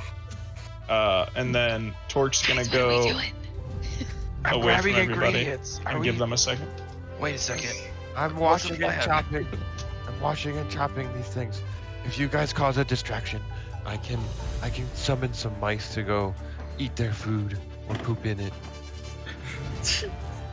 Okay. I think Taz, what's our distraction? Tork Tork had goes. one. Yeah, Tork goes up to the announcer real quick. You're gonna go around. Oh yeah, yes, Tork's yes, Tork. Tork's famous dish will be served tableside. And then he's gonna walk up in front, right here, and he's going to use his Fey trinket that he has used many a time before, which is a candle that roars like a bonfire. And he's gonna set that down, pull his fish out of his sack, and light the candle, and a large bonfire happens in front of the judges' table. While he's doing that, Theo sneaks over here and in the corner and hides behind Timid, while everyone's distracted by the thingy. And I try to summon some. We're not doing anything yet. What are we Another doing? distraction was the candle. Is it not? Distracting him. Is That's that not enough of a distraction? What? It's like a bonfire. It's a giant flaming candle. Everybody's got to be looking at that. Is that not a distraction? That seems like a distraction to I me. did. That was the intent. So A I am, giant bonfire in front of the judges would. That is on a candle. It looks That's impressive. so good. Is that enough? If it's just a We'll candle? find out. It's not just a candle. It's a small candle that is now the size of a bonfire. Okay, what animals are you? What animals are you summoning? I just wanted to summon 2 little mice. On.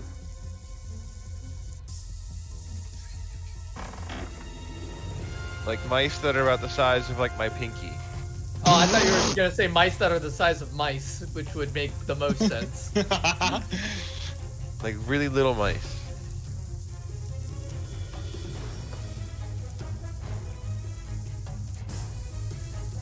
Hold on.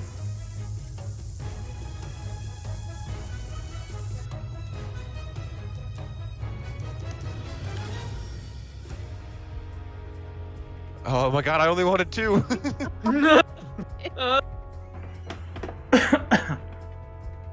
Well, you get 8 of them.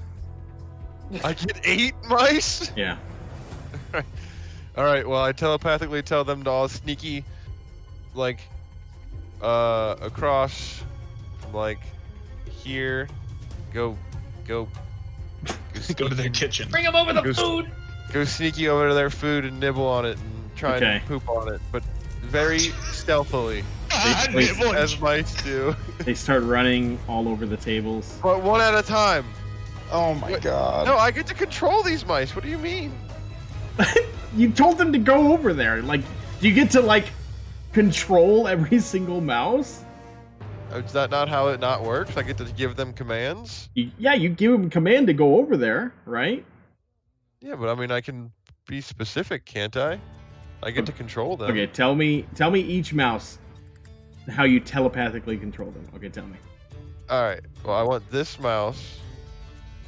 If I let me click this one to sneaky on over to here and like try and find one of their dishes to nibble on sneakily.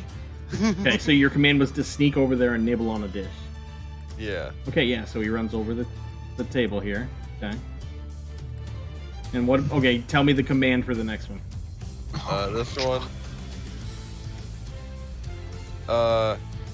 He's gonna go hide over here for the meantime. So, the tables. These 2 are gonna hide underneath the table. And when they find an opportunity, sneak into a dish. Like into the dish. Under the table, out of sight for now. Until they have opportunity to get into the dish. mice. I know. I only wanted 2. That's bullshit. Okay, fine. Fuck you. Okay. There's so many I'm mice. trying to have fun as the DM. Okay, there you go. 5 dishes. Why wouldn't you just keep the 8 mice? No. He only wanted 2. Free dish. Okay. There we All go. right. Oh 2 my mice. god, Chris. What? And the You more just likely, complained the to more yourself. mice, the more likelihood we have of getting caught. So I'm trying to They be didn't safe. see you cast the spell, so they don't know where the mice came from. You already got away with it. You already got away with the spell. Fine, then bring them back. No, we're No, no. it's too That's late it. now. No. All right. You already complained your way Okay. out of the. All right, God. This one's gonna be the one hiding under the table to sneak into Anton's main dish, his top dish. And this one. So now I'm It's supposed to going- believe that this mouse can discern which is his signature dish. All right. We'll sneak into a dish, It's obvious it's the ratatouille that he's Fine. making. and this one is going to sacrifice himself and jump into the stove on top of one of their meals that's cooking. Oh my god. Okay. So If you were just gonna kill the mice, why didn't you this, just keep? this mouse Oh begins my god. streaking across the floor, and at the last second, Chef Anton looks over. Let me make a perception check for him. How comes none of us got to This make a plan is perception getting check? so much more ridiculous as it proceeds. How comes none of us got to make a perception check to see if the chili flakes were added? We did. Well, they made a stealth check, and I used your passive perception actually. Oh, okay, So, that makes sense. I guess okay. I'll make the the rat roll a stealth check. Sorry. I don't know what's better. Well, this has Rat. gone. Check. Horribly wrong. Kill. Stealth. Okay. So the rat sneaks across and then jumps into the oven on top of one of the dishes and begins screaming in agony. Oh, What a good soldier! Anything to win this Chef competition. Anton runs over. He's shouting expletives. And he looks over at you. And None of us are looking. We're all just honed in on our food. and he yells, "Check the kitchen! We can't have this happen again!" Yeah, I'm gonna have this mouse make a stealth check as well. Check the kitchen. Okay. Omelette du fromage. It crit, so yeah, they ain't Oh my finding god! yes! they ain't finding that rat. He's waiting for the prime opportune moment when their dish is done to sneaky onto it when their backs are turned. Hey, how about we just let him be hiding for now? Okay. He's hiding for now. He's ready to suicide himself into a dish at the perfect Ready moment. to die for Chris's honor. You're giving these rats a lot of enhanced intellectual ability. Yeah, listen, I tried to fight back and I got yelled at, so yeah. So I mean, don't I get to control the things I summon though to an extent? you get to To an give them extent. a command, but I mean, want not you- like their exact motions and everything, but I can tell them what to do and they understand. No. They feel honor. They feel honor. They feel honor. They Yeah. are honor bound. Jesus. Uh-oh, I think the lobster's done. I was just say Tork's working on his fish sticks in front of the judges. We have reassembled the salad. I have inspected it for chili peppers. There are none. We are good. Let's assemble Yes. the Excellent sandwich veggie melt. test. Yes. Oh, you know what? Chris, you fucking cheater. What? Some creatures are friendly to you and your companions. They obey any verbal commands that you issue to them. Well, I whispered it to Not You them. Telepathic. motherfucker. I whisper it to them. You whispered, go Now you've angered God. suicide Oh yourself my into the God. oven. Moron. Doug, honestly though, it's kind of funny that the thought of Theo summoning these rats and just pointing and them just knowing. They know. This is why That'd I'm be something here. I'd want Icy to draw. This is my purpose. Oh yeah, we need that. We need that one badly. Just 2 rats in his hand, just pointing. One's just fire and brimstone. The rat just salutes and then just like jumps into a Squeak, dish. squeak. I absolutely need to see a still that is just Yeah. a close up of the rat's face with fire in its eyes as the reflection of We what need it's like about an to image do. of like from inside the oven and like the dishes there, then you see a rat just like jumping in on it. Each of the rats have honorary Heroic ass rats. paper chef hats. Yeah. For Sparta. Okay. Oh. Sacrifice will not be forgotten, my friendly mice friends. All right, Doug, get us back in order. Yeah, Jesus. Okay, Tork, when you let off the flame, everybody oohs and ahs. You see 2 of the judges, they react positively, but Erina, the god tongue, she looks unamused. I don't care. I'm amused. I will be making Big Mike's famous fish sticks. You want survival? Wait, you're not serving the What do you dish now, are you? No, I'm cooking them. I'm saying, Oh. like, this is how he would cook it. He cooks them Okay, over a okay, bonfire. oh, okay, I see what you're saying. Okay, yeah, go ahead, yeah. Yeah. No, they're not served.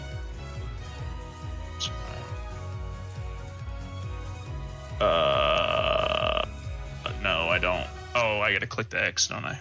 You guys like the little barmaids in the crowds, like serving people? The little barmaids Yeah, serving that's people? great.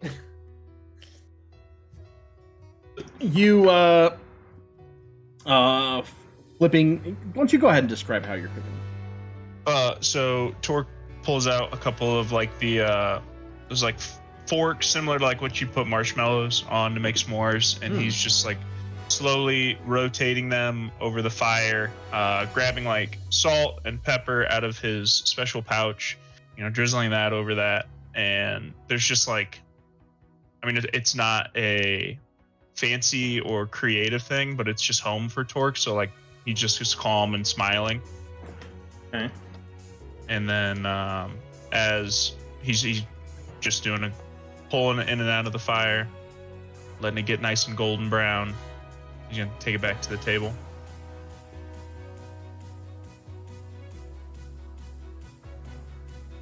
Hell yeah. Okay, Theo and Ravina, you catch one of the chefs. Looks like they are trying to levitate some type of powder into some of your seasoning. What do you think you're doing?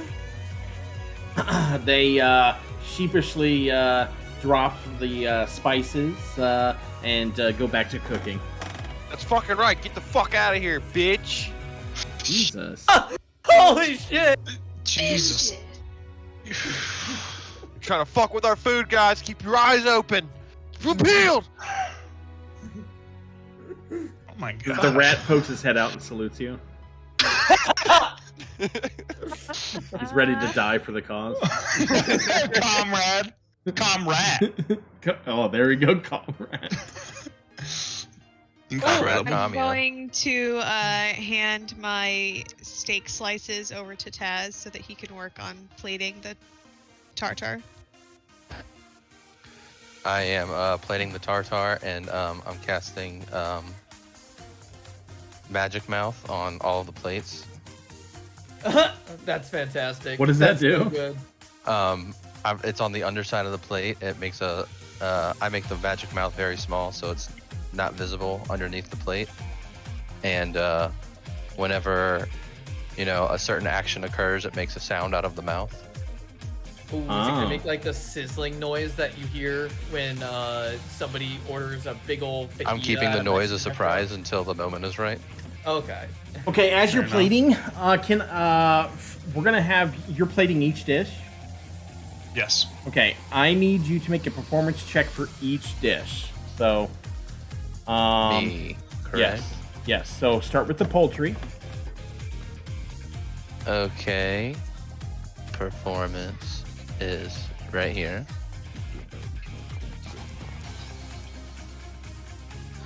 Okay. Now seafood. Oh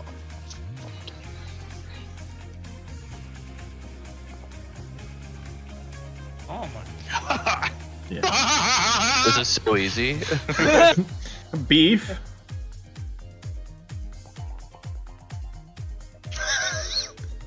Veggie. Just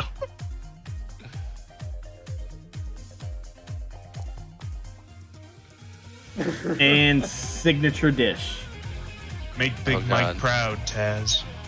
I have faith in you. Never mind. Oh, I'd like to burn my inspiration to re-roll that. Okay. yes! Thank God. That's Yeah, better, I guess. do it! Flash your genius! Hey, Taz, why don't you try doing this to it instead? Oh, that's a great idea. It is now a 20. Timid hip thrust it. Try doing this. Sticks. I like how two of us have used our inspiration for this. Yeah. For the cooking competition. Now I need another one so I can use my special. Those look incredible. Big Mike would be so proud.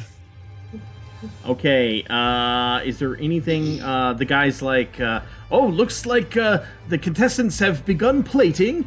I see, Chef Anton looks like he has a dish, it is, I see some, scallops over there. That looks very delicious.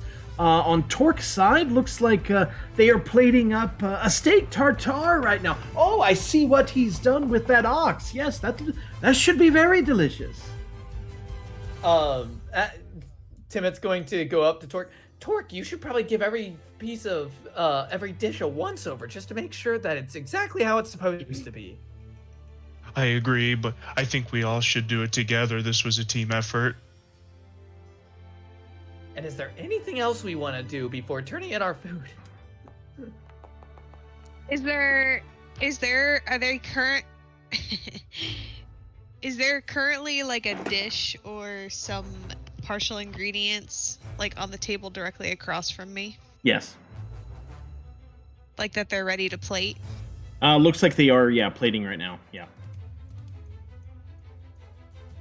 Timid cast shatter. I want to see if I can throw a knife and knock a plate over and their ingredients hit the floor. Okay. But I'm nervous. Remember, you have to get away with it. So. I know. Yeah. I'm not sure if I can get away with it. Oh, Ravina, try this. And Timot's just gonna point out the little container of pepper, of black pepper. Like, can you get extra pepper on their dish? How am I gonna get over there? I don't know. You're sneaky. Sneaky, Ravina? I could be sneaky in the dead of night, not when we're on a cooking competition and the whole crowd is staring at us already. Test distraction? All of a sudden, you see the mouse poke his head up, and his time has come. Let's go, Mousy. He's gonna jump in front of the knife and cut his own head off into the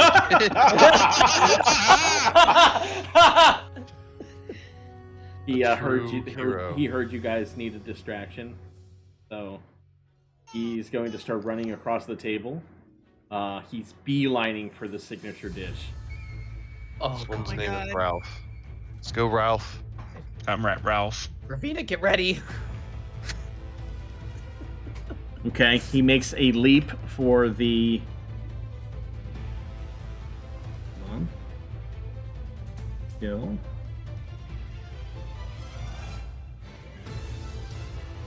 My heart is pounding right now more than it was during the Blade Avatar fight. He jumps. He leaps for the dish, and just before he lands in it, Chef Anton reaches out his knife and pierces the rat. Does the blood get on everything? No, it is safe. Damn! It is away from it. And the rat looks back at Theo and coughs and a little blood bubble comes out, and you can feel his sadness, and he salutes you and dies. Can I use Spirit Shield? Take that rat. You're not raging, right? So I don't think. No, I'm not. I'm just kidding. Yeah. So the rat tried. He gave his life for the cause. Oh, What a good soldier. what a good Chef soldier. Anton flicks this the knife and flicks the mouse towards you guys, and it lands on the floor in front of Theo. Oh! That's disgusting and unsanitary. Did What you is see wrong that, with judges? you? He threw a rat at us. They don't care. Oh! Isn't that like cheating? Judges? Tork picks it up, so it's not near the food, and wraps it in a cloth and puts him. Well, he goes away, doesn't it? Does Yeah, he he's go gone. away? Yeah. Okay. Did Ravina do anything during all that? Did she I mean, could I? make a stealth It check?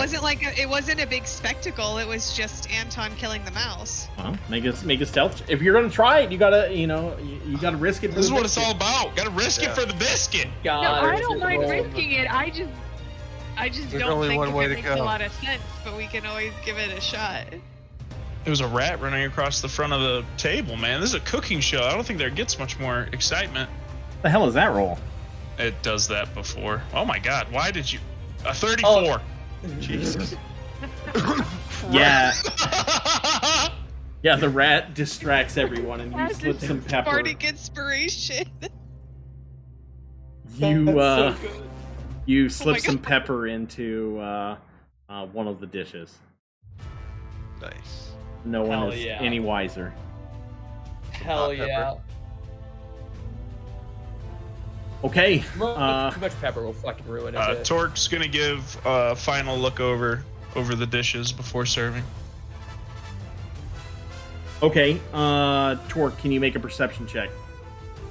Come on, baby, with advantage because you got that wisdom. Oh. I'm gonna make sure. Oh, thank God. Oh, damn. Okay. So, you do see, you're not sure when it happened, but your... Which dish would it be? Your dancing lobster. It looks like there's been some type of weird, glistening liquid poured on it. Oh my gosh. Can we wash it off real quick? Tork looks at the clock. How much time do we have? You have 5 minutes. I think we can 5 wash that minutes. off. I mean, if it's a boiled lobster, we can wash that. Okay, I believe in. If you think you're right, you try to wash it off. All right, Timit's going to attempt to wash off the glistening liquid. Okay. Can you make a survival check? Oh God, I'm not that I great at those. cast guidance on Timid. Okay. Go ahead and do it. Okay. Did you do the guidance? I think the You also- guidance should work. You still have Bardic Inspiration too. I also Timid. still have. Yep. Okay. Well, survival. You can add a D8 and a D4. It's pretty sick. Woo. Okay. I'm just gonna make sure.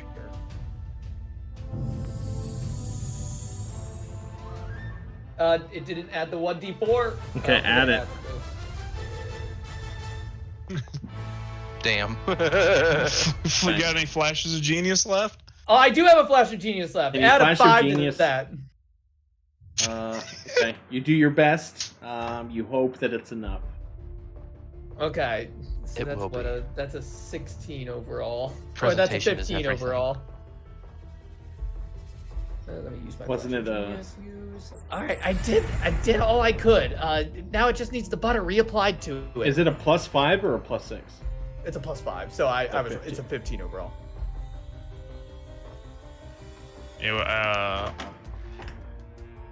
We reapply the butter. Okay, roll butter. All right. Roll for butter. Roll butter.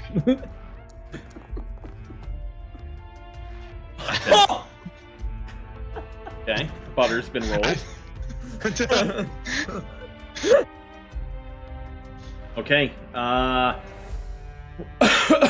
The competition is coming to a close here. Final preparations being made. Plating the dishes now. So everyone, you see the other people on the side there. They are plating all their dishes, finishing up. Tork, you look over and, in spite of everything you guys have done, you are pretty impressed with at least how their dishes look. So you do know this is going to be a tough competition. Okay, go ahead. Or just stares over there. And Menacingly. Theo starts staring with him, menacingly. And that is the end of the competition. Chefs, knives down. Yes, chef. Theo, get in line. Oh, my bad. The knives have been dropped. And now for the tasting portion of the competition. Each of our fierce competitors have put it all on the line to become food warrior. First, we'll start with the poultry dish. Chef Anton? You see him smile and picks up his dish. Chef Anton approaches the judges with a plate that showcases his poultry dish. A succulent stuffed quail with wild rice and mushroom. He introduces it by saying, "For my poultry dish, I wanted to highlight the rich and tender flavors of the quail. To complement its natural taste, I stuffed it with a heavy mixture of wild rice and mushrooms, and then paired it with a side of kale that has been sautéed with crispy bacon. The dish is finished with a sprinkle of chopped fresh herbs for a burst of flavor and a drizzle of balsamic glaze that adds a touch of sweetness. I hope you enjoy it." Boo. As he's presenting his dish, I clap my hands really loudly and yell "doo-doo" and cast prestidigitation to make his dish smell like doo-doo. Okay, you cannot do that. Can't do that. You're affecting the food. Yeah. Why? That was one of the rules. That was the only That was rule. That was like one of the only rules. We went over Yeah, that. but if I'm clapping, doesn't it like I get away with it? They can tell. Yeah, I can get But away that's with usually- it. Okay. Oh man, we should have done that during one of the distractions though. Just made their food smell bad. Well, it Damn. wouldn't matter as long as it smelled good when they got it. Well, Man, Taz thought he had it. I thought I had it. So the food is I tried. the food is placed in front of each of the chefs, and they look down, and you can see Chef Arena. She turns her nose up at it, and they each take a bite of it, and you can instantly see that they are displeased with what they taste. You can see Chef Ooh. Anton is very nervous. You hear Chef Barrick. He takes a couple bites and then puts down his fork, and he says, "You know, I know this is a competition between two people, and but this really isn't what I expect from a chef like yourself, Anton. There appears to be an obscene amount of pepper in this dish, and good job, Ravina. I can't believe that anyone would serve something like this. This does not work for me. It looks nice. Obviously the presentation is good, but the taste is what's important, and this just doesn't do it for me." Then Chef Camille, she says, "Yes, I want to echo many of the things that Chef Glencarta said. This is just overly pungent, and the pepper is just overwhelming. Otherwise, this might have been a good dish, but more care should have been taken when preparing this dish and making sure that it is up to standards." Arena, then she took one small bite and then pushed her plate away. She says, "This is one of the worst things I have ever eaten in my life. This is disgusting, and I didn't expect much, and I was still disappointed." Oh my god. Oh my god. So Chef Anton sheepishly picks up the plates and takes them away. Tork, it is now your turn. Fantastic. Taz, is this going to be invisible servant? Taz is inserting himself as the presenter of the dish. Oh, so the one thing your invisible servant was summoned to do, you're just going to do Are you walking it up, or are you talking about my food? I'm talking about your food. Oh. I wrote a bunch of stuff. Oh, No, okay. Tork is the one. I mean, you can Then take the dishes up there, but Tork is the one. Okay, You fine. can give it to him with a flourish. I snap my fingers and the invisible servant picks the plates up. As the invisible servant brings the poultry plate, the ostrich kebabs by me, never mind. As he brings it by, I go over. This is an ostrich kebab served in the shell of an ostrich egg. On top, you will find the yolk from the egg, meant to be sliced into to allow the yolk to drip into the kebab.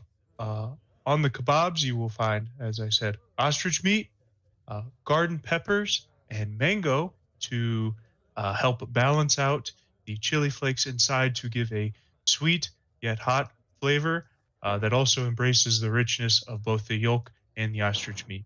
Can you post that in Discord just so I can reference it when I'm describing the food? What do you mean? What I just said? Oh, I thought you were reading it. So. No. I mean, I wrote little notes for myself. Oh, okay. But like, I didn't say.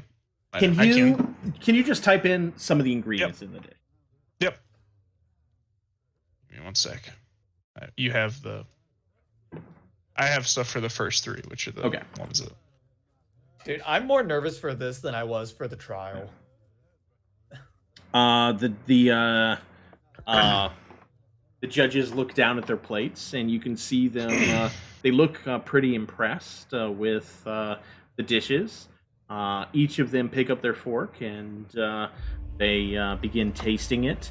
And immediately, you can see their eyes roll back as they. As the flavors flow down their throats, and they are they're just dripping, just the juices just flowing everywhere.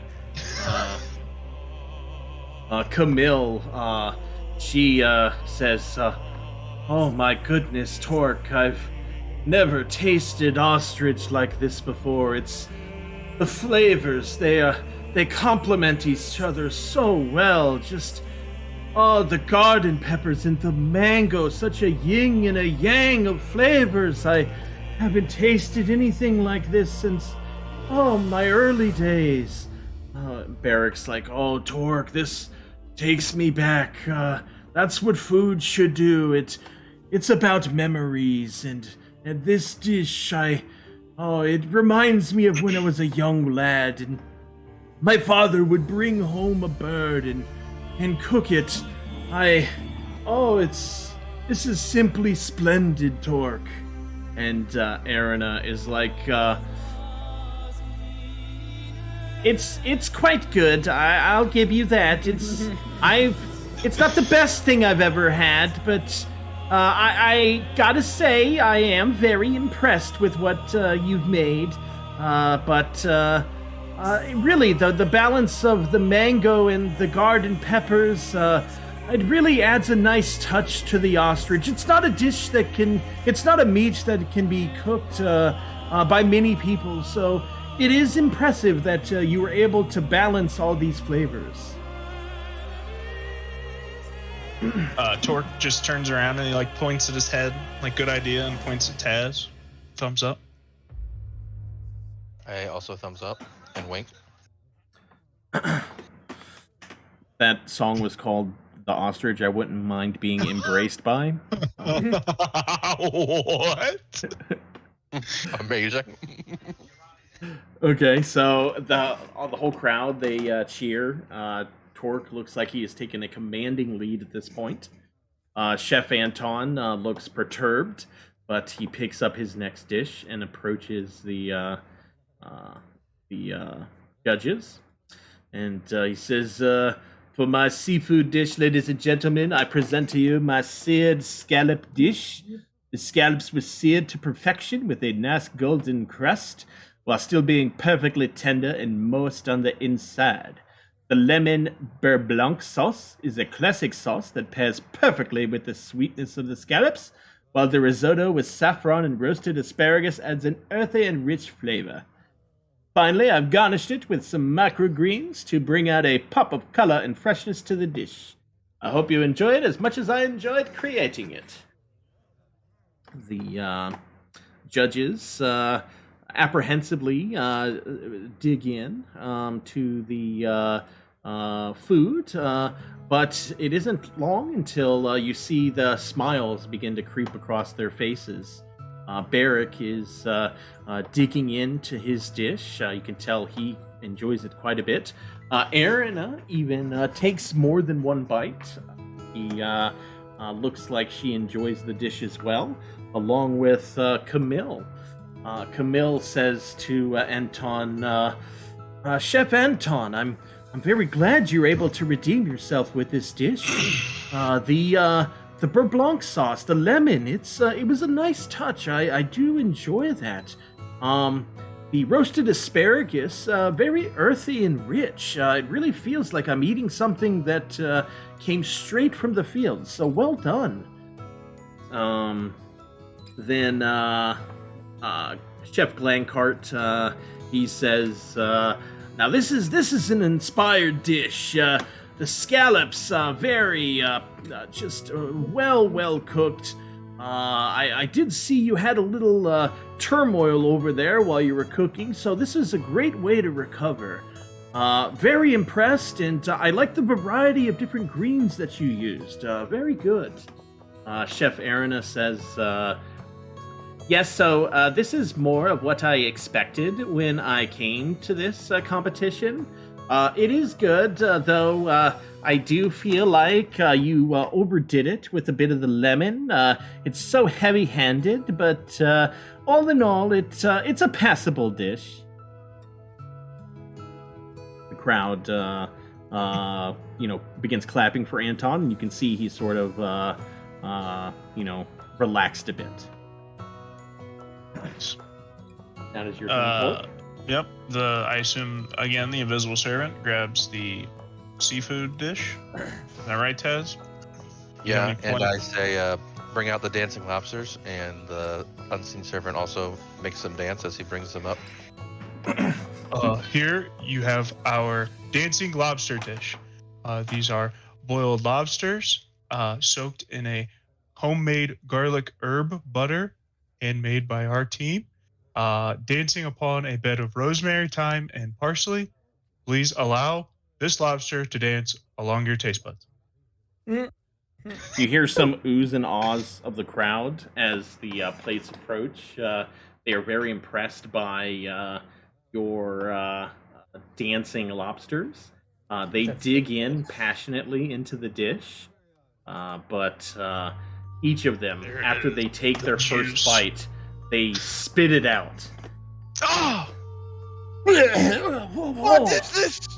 This is horrendous. What is that? Oh, it's that taste. It's just Tork. This is almost inedible. What have you done to this? I can't taste any of the flavors that you mentioned. Very disappointing, Tork. Very disappointing. Chef Camille says, I do appreciate the presentation. That is always important in a dish, but Tork, simply, I would be embarrassed to serve this. This is disgusting in the highest order. This is terrible. I was so excited about this one too. This is such a cool idea.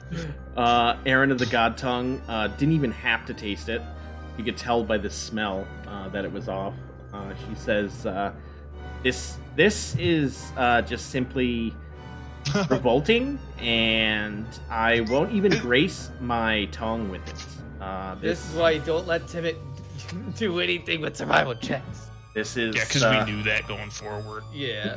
This is this almost is disqualifying how bad this is. I'll taste the rest of your dishes, but if it's like this, then I don't see a future for you in cooking. Well, that's rude. That's fucking rude. We're all glaring at the other team. Okay, Chef Anton is smiling. You see one of the, or two of the sous chefs. They sort of low-five each other with that one. And Chef Anton picks up his next dish and says, ladies and gentlemen, for my beef dish, I have prepared a classic short rib dish with my own personal twist.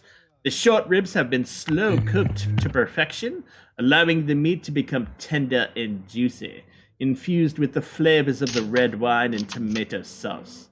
I've paired this with a side of creamy polenta, which perfectly balances the richness of the beef. And to top it off, I've added sautéed mushrooms for that extra depth of flavor. I hope you enjoy it as much as I enjoyed creating it. I hate his catchphrase. What a fucking dickhead. So they look at it. The dish is looks very presentable, very good, and they begin to take a bite. And all of a sudden, you see each of them. At least Glenkark and Dessen. Their eyes open up and they smile. And Chef Anton, this is your best dish yet. Oh, this is the flavors of all the slow cooked. You get the meat just falls off the bone. It's so juicy. Oh, and the polenta sauce. What a brilliant addition to this. She says, the sautéed mushroom. This makes me feel like I'm some type of mushroom queen with how good this tastes. Oh. So sorry. Is this okay?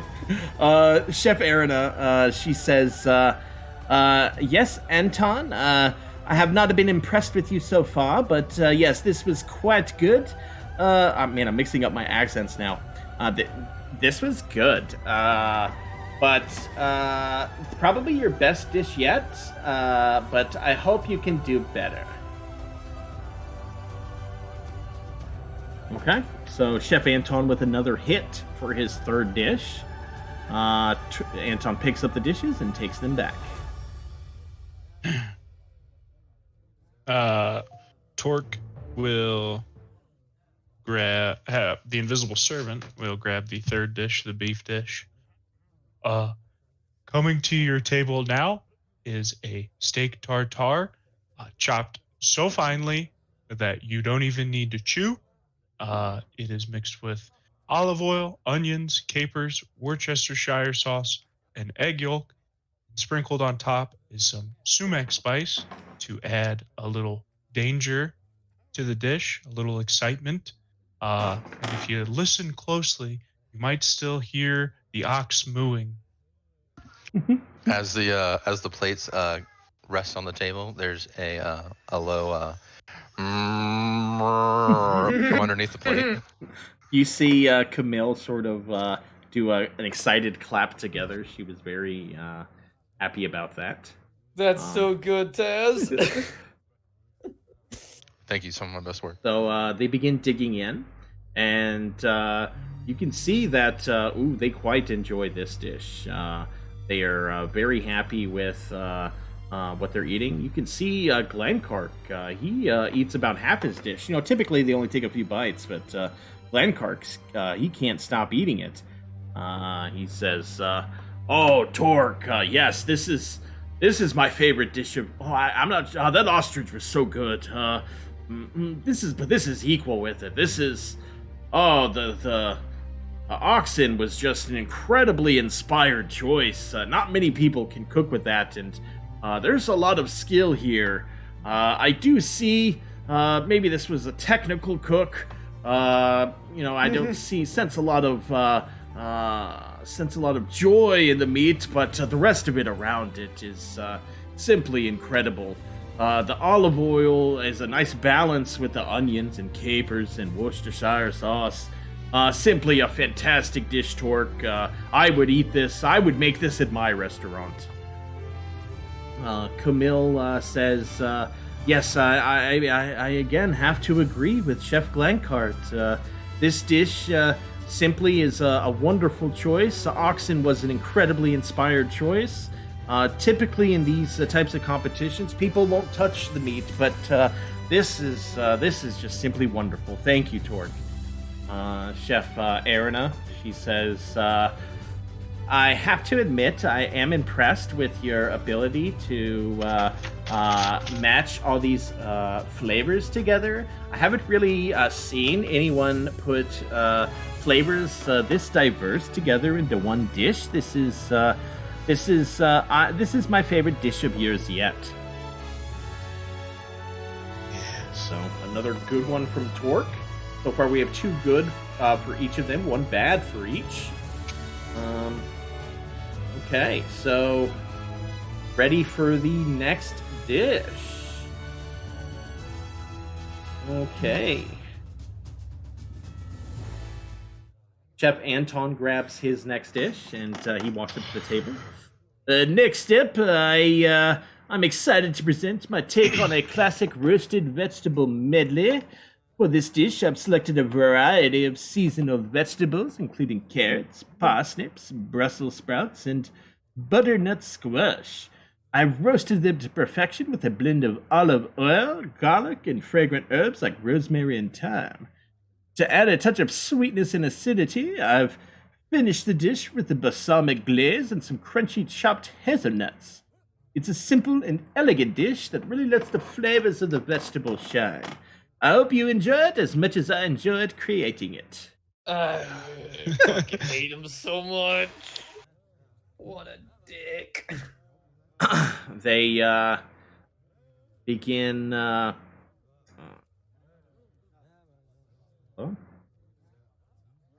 they start taking bites of it, and you can see that there's some mixed reactions. One hand, Chef Glaric, he says, I do quite enjoy this this medley of vegetables that you have here. The parsnips and Brussels sprouts and the butternut squash are very good, but I'm afraid you've made a mistake here. The carrots, they're just simply not good. You should have caught that when you were preparing this dish. They do not fit, and I'm not sure that they're the freshest of carrots. So that is a misstep there. The rest of the dish, very good. Didn't we take the carrots out of the dish? It's not ours. This isn't it's our theirs. dish, Chris. Oh, my bad. We did take the carrots out, which is good for us. And Chef Camille, she says, I quite enjoyed the dish overall. The hazelnuts was a perfect balance with the rest of the vegetables. But yes, the carrots, they were a miss in this dish. Chef Arena says, it's really quite embarrassing that you missed the carrots. Any rank amateur would have been able to catch that, and the fact that you missed it, it doesn't bode well for your future. That's all I'll say. Anton sheepishly picks up his dish and takes it back. Come on. For our 4th dish, we have decided to go a different route. We believe that veggies can create a very hearty meal, and that too many rely on stews, salads, and medleys for their veggie dishes. So we made our own twist with a veggie melt. You will find tomatoes, mushrooms, onions, spinach, lettuce, hard-boiled egg yolk, celery, all garnished with seasonings of parsley, dill, garlic, salt and black pepper, between my famous hash browns that I make for my friends every breakfast. They begin digging into it. Oh, sorry. Go As ahead. as the unseen servant is like picking the plates up, there's bird chirpings coming from the bottom of the plates. Oh, lovely, lovely. They dig into the dishes, and they look pretty pleased for the most part. Chef Lancard says, Tork, this is, as you know, I've traveled the land looking for different types of exotic dishes, and I gotta say, this is a first for me. I've never had a veggie melt quite like this before. What's an inspired idea? I quite enjoy this. Thank you. Chef Camille says, I'm not sure this works for me as much as your other dishes have. There's nothing terribly wrong with it, but I don't think that a lot of the ingredients go well together in this type of dish. I will say that the hash browns are quite good. They really were the star of the dish for me, but overall, while a fine dish, wasn't one of my favorites. Chef Arena took a bite of the dish and says, hold on. I mean, I keep switching between different accents, so it's tough. She says, this was an odd dish. The hash browns were made quite well, but I gotta say that I wasn't really a fan of the hard-boiled egg. Didn't really do it for me. I did notice that you originally had the carrots and you took them out. So good on you there. At least you can do that, that Chef Anton can't do. But overall, it's a passable dish, but not something that I would serve for sure. What kind of high-class chef doesn't like egg in a salad? Please tell me you don't say that out loud. I think it out loud. Yeah. Okay. And now for the signature dish.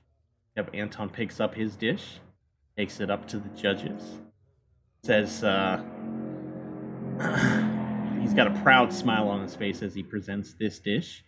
Says, thank you, esteemed judges. Now it is now an honor to present to you my signature dish. For this dish, I want to showcase my ability to marry flavors and techniques from both land and sea. I've paired a tender and juicy filet mignon with succulent shrimp, all bathed in a luxurious sauce made from a reduction of red wine and shallots, and finished with fresh herbs and edible flowers to add a touch of elegance. I hope you enjoy this dish as much as I enjoyed creating it for you. And I keep mixing together different accents. They each take a taste of it, and you can see that they quite enjoy this. Chef Glenkark is tearing through the filet mignon, and he says, Chef Anton, this is probably your best dish yet, and for your signature dish, this is a great time to do it. You have done a great job with this filet mignon. It's cooked perfectly. The shrimp are perfect accent to this, and I really enjoyed it. Thank you. Chef Camille says, the sauce you made with the red wine and the shallots, that was very good and took a lot of technical skill to pull off. So, very good dish. I gotta say, the flowers, though pretty, I don't like things on my plate that I can't eat. You kind of lost some points for me there, but overall, the rest of the dish was quite wonderful. Thank you.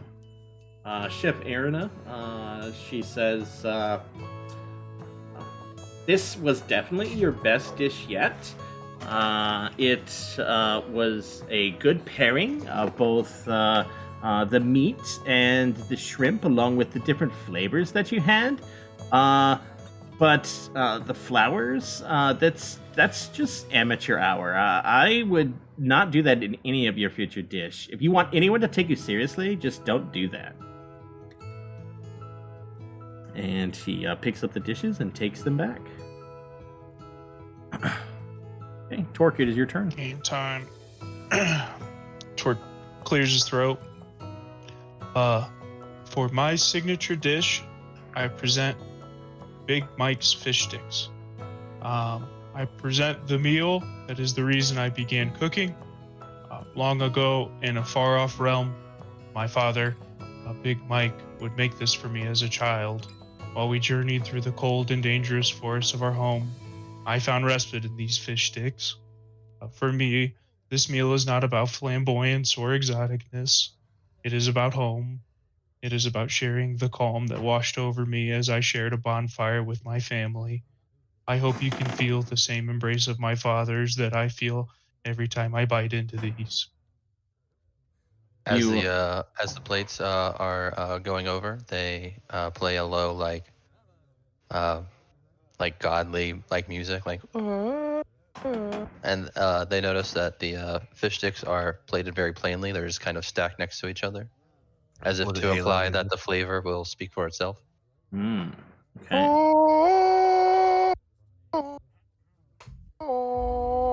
They each look at the dish. You can see that they're sort of confused by it. But they each pick up a fish stick and take a bite of it. And instantly you can just see a sense of calm and easiness wash over all of them. Camille sort of slumps back into her chair. And she begins... You can see her hand visibly shaking. Chef Glancart, he takes a bite. And he does that thing where he takes a bite and pauses for a second, and then he just starts hounding down the fish sticks.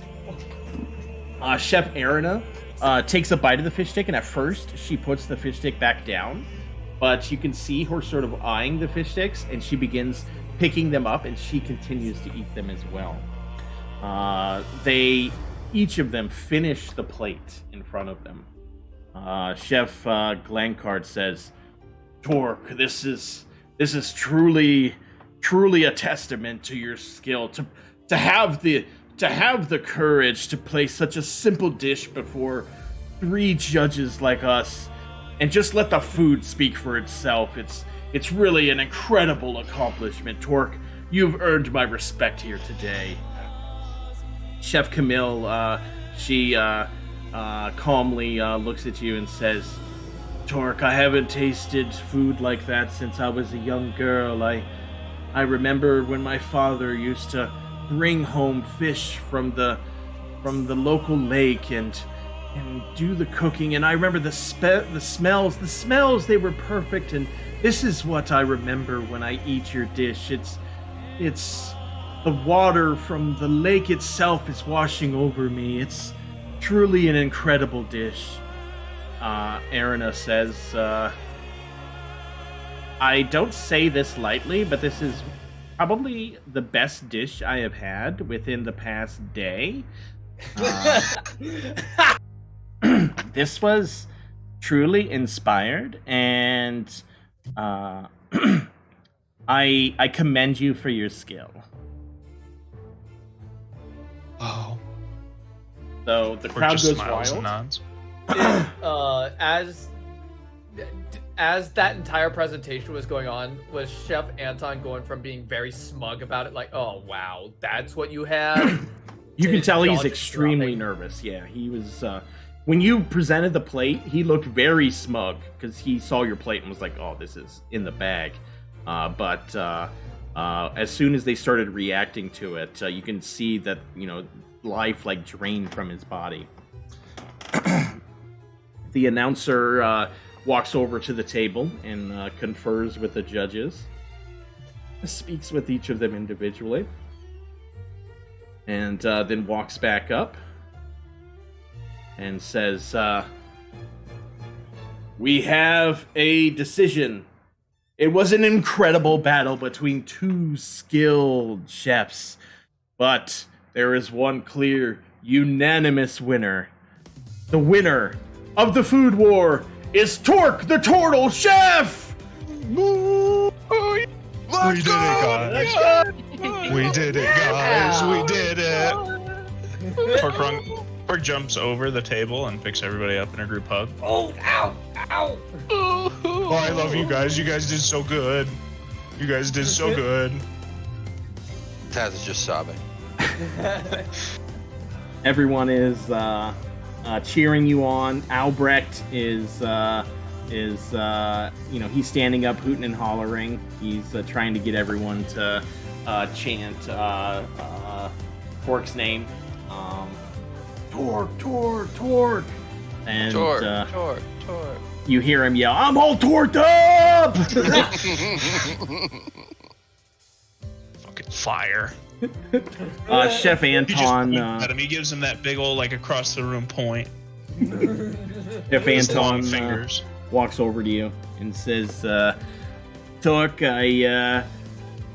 I must say I'm impressed with your skills. I had heard a bit about your cooking, but it is clear that I underestimated you by quite a large amount." Tork extends a long-fingered hand. I must say, you did great. You and your team deserve applause as well. You were a great adversary, and it was a shame that you underestimated me and my friends. But still, I would love to cook with you again one day. I would like that very much, and I will be depositing the agreed upon amount into your tavern, and I look forward to perhaps visiting in the future. Sounds like a plan, Anton. Hey. So We Chef did it, Anton guys. bows to you, and he says, "It was my pleasure. Good luck in your future endeavors." Thank you, Anton. Safe travels back to Neverwinter. And he walks back over and he's talking with his chefs. Is he cussing at them? Tork's gonna go over to the front of that table and shake hands with all the other chefs. They each respectfully shake your hand and do a slight bow. Do we do a good game tunnel? If you guys want to. Good game tunnel. Good game tunnel. We gotta all go down in the line and say good game to everyone. Good game. Good game. Good game. Good game. Good game. Good game. Good game. Yep. Sorry. Okay. Erwin walks over and walks up to Theo. Oh! Says, hey. You guys did amazing. I was very impressed. You saw that? I didn't even know you were here. How Oh, you have didn't? been? Oh, okay. You were so focused on the competition. I was focused on helping my friend win. I apologize if I hurt your feelings there. It This was is going great already.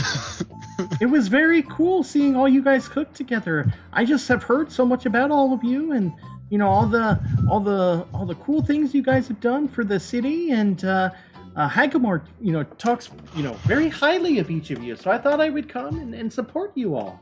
Well, thank you. I'm very happy you showed up. Can you make a persuasion check? Somebody give him something. Don't worry, I'm ready He with already that has flash bardic of inspiration. genius. Oh, he's still. He No, still has that's bardic- gone from a long time ago. Oh yeah. But I got a flash It's of only been genius. 10 minutes since we started this. I got flash of genius for you, buddy.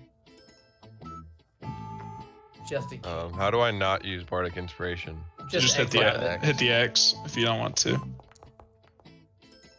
Flash of genius. Okay. Add 5 to that. It's an 18, baby. You see, she sort of smiles and he says, "Oh, yeah, little flash of genius there." She says, "It was really nice watching you all, and Theo, I had no idea you were so good in the kitchen. That was very impressive." I'm not that good with meat or anything, but I do know my way around vegetables. Not that good. That's okay. Fair, he did handle wood, not meat. That's okay. I you know what? I can handle the meat fine. So. Good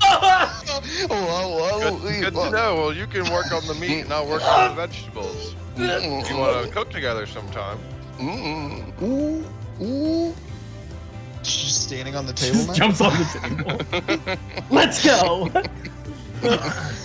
Albrecht walks up and he walks up to Ravina and says, "Wow, The music's a little Ravina." loud, Doug. Oh, sorry. Just for the YouTube, was trying to. He says, "Wow, Ravina, like, man, you guys were incredible out there. Like, everyone in the crowd, everybody was rooting for you guys." Oh, thanks. I mean, we're all here to help Tork out a little bit. You know, this is one of his big passions, so it only makes sense to help our friend out. That's incredible. Like, for you guys to all put together and, like, you know, support your friend, that just really shows the character of each of you. Yeah, we're a pretty close group. So, are you guys celebrating anywhere? Oh, we can have another Albrecht party? That's probably up for Tork to decide. I mean, he's kind of in charge of this cooking group. It's his win. So, however he would like to celebrate. Well, if you guys want, my place is available. You can come, we can chill. Doesn't even have to be a lot of people. You know, you guys can just come by with some friends and, you know, we can hang out. Albrecht party.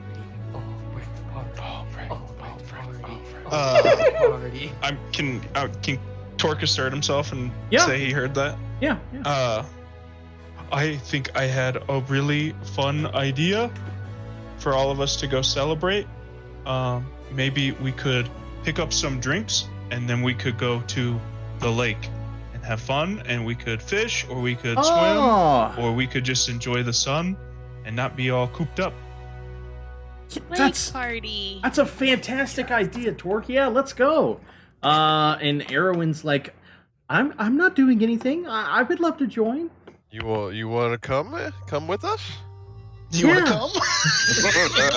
You want to come? God. It's just both of them back and Wink, forth wink. making innuendo at each other and neither of them picking it up. Neither understand. I would love to come. That'd be great. Taz is just like I would love for you to come. It would be Puking my inside pleasure this if you pumpkin. came.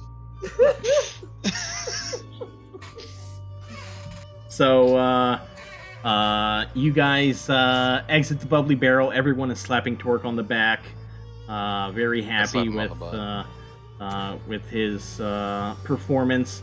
Chef Glancart approaches you and he says, "Tork, if you ever need any advice or anything, if you're looking for a place to work, you know, look me up, man. I'm very impressed by your skills." Thank you so much. That sounds like a great opportunity. Our adventures take us many places, and I think it would be awesome to come visit your restaurant and learn under you and do some cooking together. Chef Camille, she says, "Tork, those were very inspired dishes. I will definitely be keeping an eye on you. I see a great future for you in the culinary world." Thank you so much. I will share your praise with my friends. I couldn't have done this without them too. Arena walks away without saying anything. That's fair. So, we went ahead and finished the food war. You guys leave the bubbly barrel. We should go grab Brita to see if she wants to come too. And Yoshi. And Yoshi. So, you guys gonna stop somewhere to get some drinks? Yes. Oh, Tim, I can send Tiny Moat to let Yoshi and Brita know where to meet us. Actually, since Sounds Tork is a chef at Bubbly Barrel, he's probably able just to grab some drinks there. Unless you guys Just want to grab, get like, a drinks from box. somewhere else. I'll just take a fill up a little crate thing for everybody. Yeah. Okay. You guys fill up a little crate. You guys head across town. It's you guys. You guys pick up Yoshi, and Brita politely declines. She just wants to turn in for the night. She isn't a fan of mixing with the city too much, at least at this point. But Yoshi, he is very excited, and he's been he eyes the crate very intently. And he elbows Theo. Hey, what's up, Yoshi? Tork opens up one of the bottles on the way and celebratory raises it up. I couldn't have done it without you guys. Thank you so much. And he takes a sip, and then when Ravina's not looking, he pours a little in his hand and lets Yoshi have a taste. Tork's on cloud 9 right now. Yoshi drinks it up, and he says, "Man, that's even better than last time." Shit! Timot's like, no! Last time? Oh, I mean, that was the first time. What happened last time, buddy? You could tell me. There was no last time. You Want to make an insight check? Insight check. Okay. It's been over an hour. I don't It's have been my, over an hour, so you no longer have. Also, if this was the question you were asking, Tim, it would break concentration anyway. Yeah, he's gonna roll. Hold on.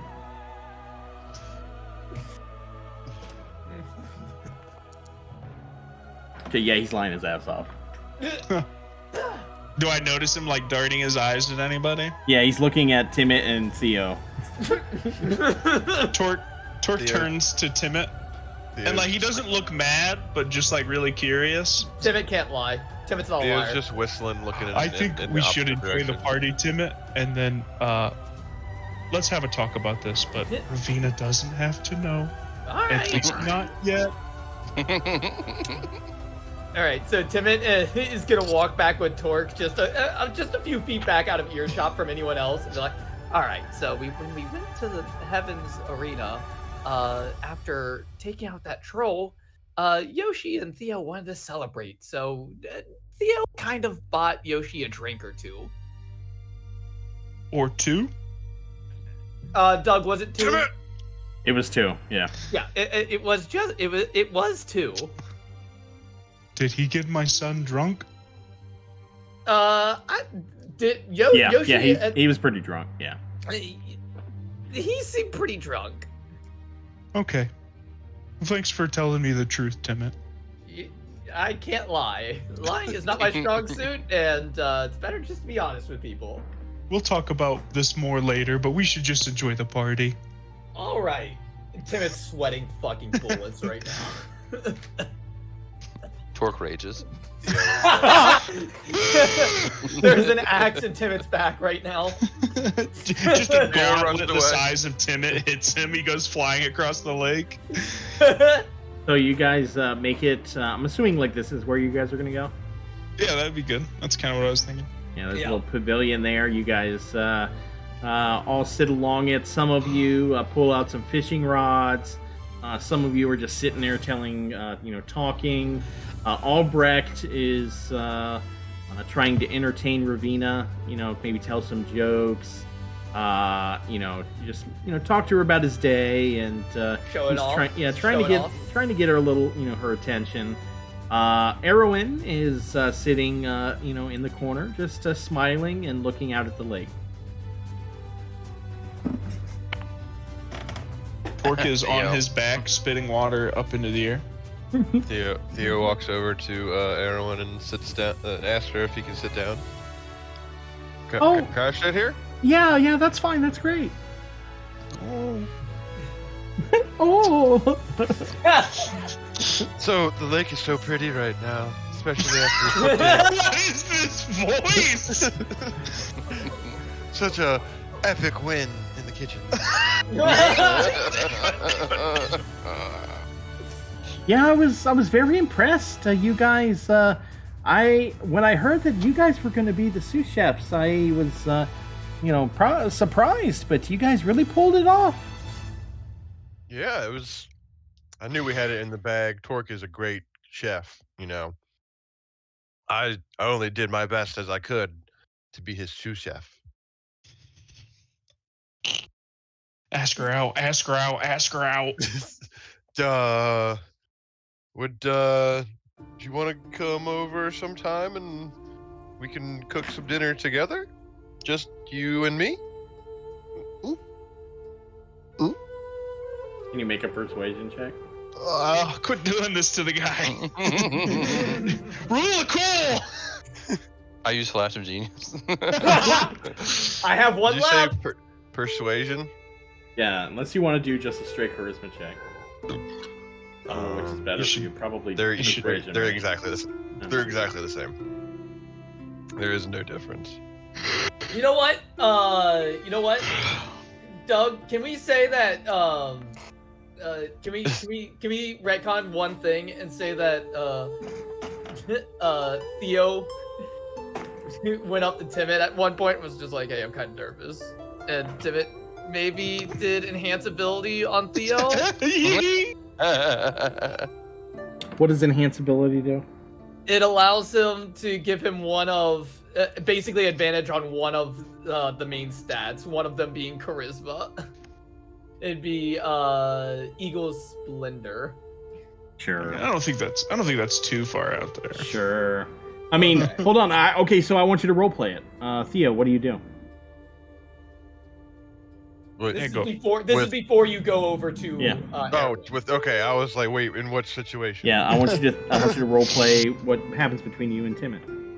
Oh, hey, Timid, come Yeah. here really quick. Okay. Timid's gonna waddle on over because he's short with legs. Theo's not gonna laugh. As he says laughingly. Hey, Timid. Yeah. I'm really nervous right now. Mhm. I wanna ask Erwin out on a date. Okay. But I don't know how to do that. I don't talk to people much. Well, I also don't talk to people much, but I have this little thingamabobber, and he just holds out a little device that looks like a little buzzer, and it'll just say, I used this on Tork earlier, and it just gives you a little jolt when you think you need it. Give it to me. All right, and Timot's gonna give him that. And It's Viagra? Yep. It's Roman Viagra, I swipes. guess.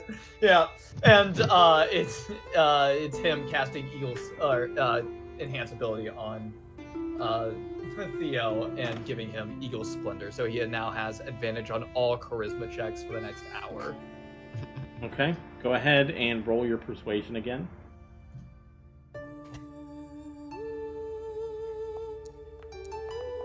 Oh, that was an 18. That was so close. Can we say that before this? He asked Tat. I'm just... And Timid probably was watching, and therefore turns that 10 that he rolled into a 15, baby, with his last flash of genius for the day. We're really just trying to wiggle through it all. Okay, I relent. Erwin says, "Oh, that's surprising. I didn't really think you were interested."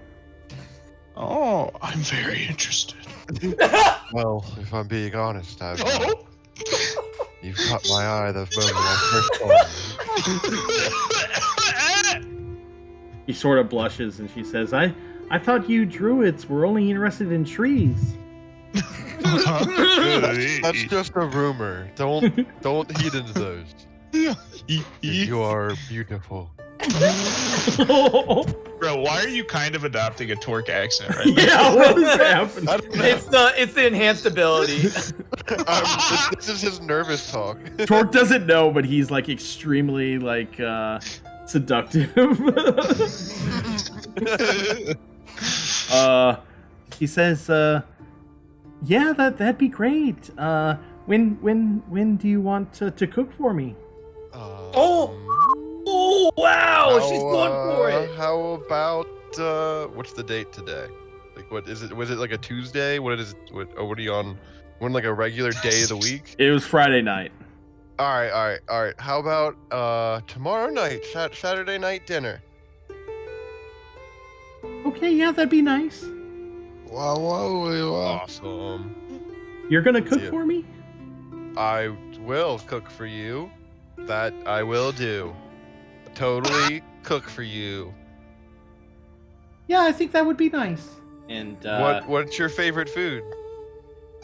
Oh, I like I like vegetables. Veggies. Oh, thank God. Awesome. Thank Jesus. Okay. I do that. Who's Jesus? He's my friend. Thank the end. Thank Gira. Agree. Okay. So she has a big smile on her face and she looks out over the lake. You guys spend the night, joke. Oh, Ravina, how's your conversation with Albrecht going? Thank God. Wow. I'm not alone. I mean, it's fine. Albrecht's doing all the talking, and I'm just kind of. Is it fun and There. flirty? No, Why not? y'all haven't drugged me today, so I'm my normal Ravina self. Prove it. So he's sitting down next to you. He's talking with you, and he's sort of, you can see him like inching closer.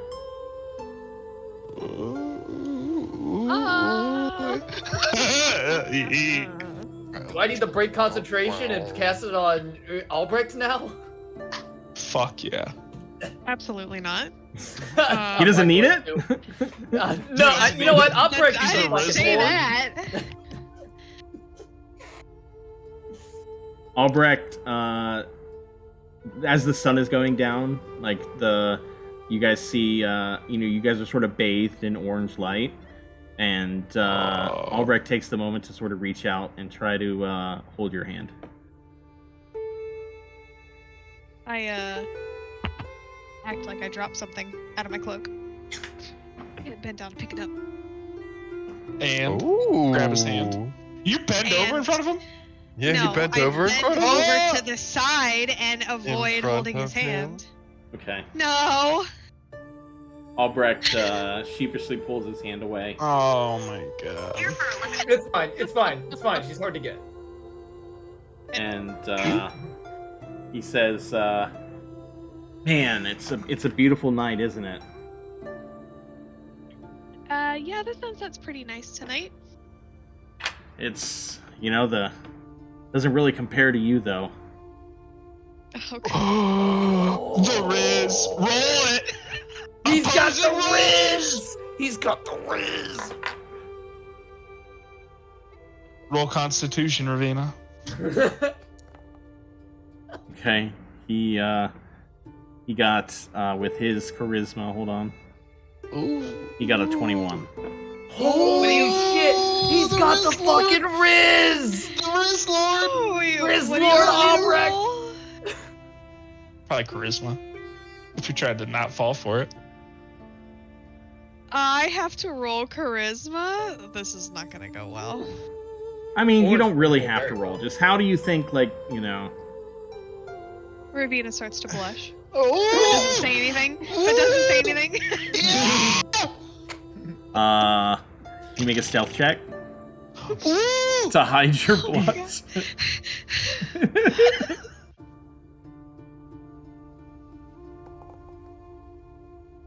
Okay. It meets the charisma. Yeah. He just smiles and he's he's very happy. And he says, Ooh. it's what does he say? Okay. He says, stop that. I can't. He I'm says, on fuck, what's it? This is as awkward for me as it is for you guys, so he says, yeah, it's he says, so I was wondering, do you want to maybe grab something to eat tomorrow night? Ooh. Oh date night. There's a place I wanted to try out, and it'd be cool to just get away and just two of us. I don't think we have anything planned for tomorrow. Okay, great. We'll be fine. Oh, my man, Albrecht! Albrecht smiles and says, "Okay, I'll pick you up at around 6." Okay. Okay, awesome. Yeah, and he stands up. You could tell he's like, the excitement is like bursting through him. He can't really sit in one place. Does he have to And, readjust his pants as he stands up? No, he doesn't. Okay, hold on. I'll roll. No, I won't. No. Doug, What? can you ask Ravina to roll a perception check? Okay, roll a perception check. Your wish is my command. Oh, Okay. nice. So when Albrecht gets up, you definitely see just like Tork's eyes above the water, just watching. It's just like eyes to the top of his head. He was just watching. Albrecht He stands blows up. The absolute ultimate side eye right now. He blows bubbles and then descends into the water.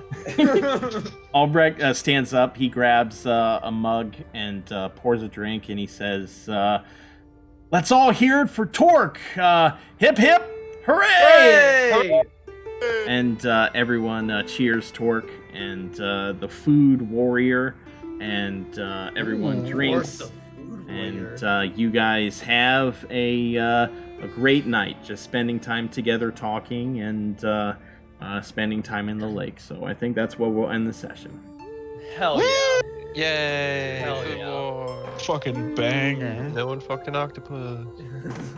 Was that a potential? There's some What? seaweed in the bottom of the lake. Theo, Theo, rub my back. I'm gonna say right off the bat, I have 2 ideas for who I would nominate for inspiration. Right off the bat, I have 2 okay. nominations. Who would they be? First one, Tork. Obviously, I think for the role play at the beginning of the session with stressed out Tork was amazing. Yes. And then also, what adds on to that is Tork's speech about Big Mike's fish sticks. Very good. as he There was is no presenting them. reason that Tork should not get an inspiration Yeah. today. Oh yeah. Well. Yeah. Okay. Yes. Tork, you get an inspiration. You much deserved. Thank Anyone you, else thank feel you. like they either they deserve inspiration or want to nominate someone else? My other idea, if I could give out 2 nods, is for Theo for his bath role play at the beginning of the session, and then again at the end of the session with everything with Erwin. Yeah. Okay. I I will don't say the think mouse Theo. thing was Oh, the mouse thing was fantastic. it was a as good well. idea, but then it was just kind of ruined by the arguing over 2 versus 8. But like super good idea. Like, So I don't believe this affects you in any way, right, Theo? You already had inspiration, all that, but yes, Yeah, Theo, yeah. you would have been awarded inspiration. Damn, I want to give Ravina inspiration for actually accepting the date, but man, I feel like she's like farming me for inspiration now. Like, I don't think it really affects you, right, Ravina? No, well, that was my thing. Is we can't use it, right? Yeah. Just, it So you goes already have into your an ability individual available. bucket. Yeah. I still like the idea of honorary inspiration. Yeah, Ravina, Yeah. you get an honorary inspiration. For That's basically your- what I got. Yeah. We'll need to And do some combat next time so I can actually use. Well, 2 of us used our inspiration this session for non-combat stuff. also, I want to give inspiration to true. Taz. I can't remember what it was, but he made a joke that made me laugh really hard, and I can't remember what it was. He made some I'll type take of it. reference, and I talking can't about remember what it was. hunger. I'm hungry for Hadar. No, Was it that wasn't that. It was something else. It was some reference to something, and I can't remember what it was. I also I liked don't his know. I liked his magic mouth on the plates. That was also an I thought that was inspired very idea. clever and Yes. deserved inspiration. Yes. Okay, so good I like session. the everyone. inspiration nominations at the end. I like this. I like that too. Yes. It also makes it better for me. Yeah. We're gonna raid Mark, Lunchbox. I'm really actually. trying. So. Really trying for Timmet. but like you were just so good at helping everybody. But I can't think of a thing. Yeah, there's Like nothing you did an that awesome stands job out. assisting. I think I was just I knew my role in this scenario was just support. Okay, so we're gonna raid Lunchbox. Everybody knows Lunchbox, so Yeah. Oh yeah.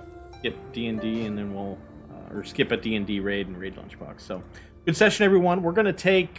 Wait, why isn't my raid working? Oh, it's /raid. That's why. /raid. There we go. We're gonna skip next week, right? So Yep. our next session is going to be the 21st. Anybody want to say anything before we go? Hell yeah, Pelfrey. Thank you for watching the Food War. Yeah. Was that fun? Was that good? Remember to always that was a blast. check your We are food champions. check your lobsters. Check your lobsters for goop. Bring out the dancing lobsters. Bring out the dancing lobsters. Okay, thanks for watching, everyone. We'll be back on the 21st, or if you're watching on YouTube, I love you. Love you. Bye. We're gonna raid you. Lunchbox. Bye. Bye. Raiding Lunchbox now.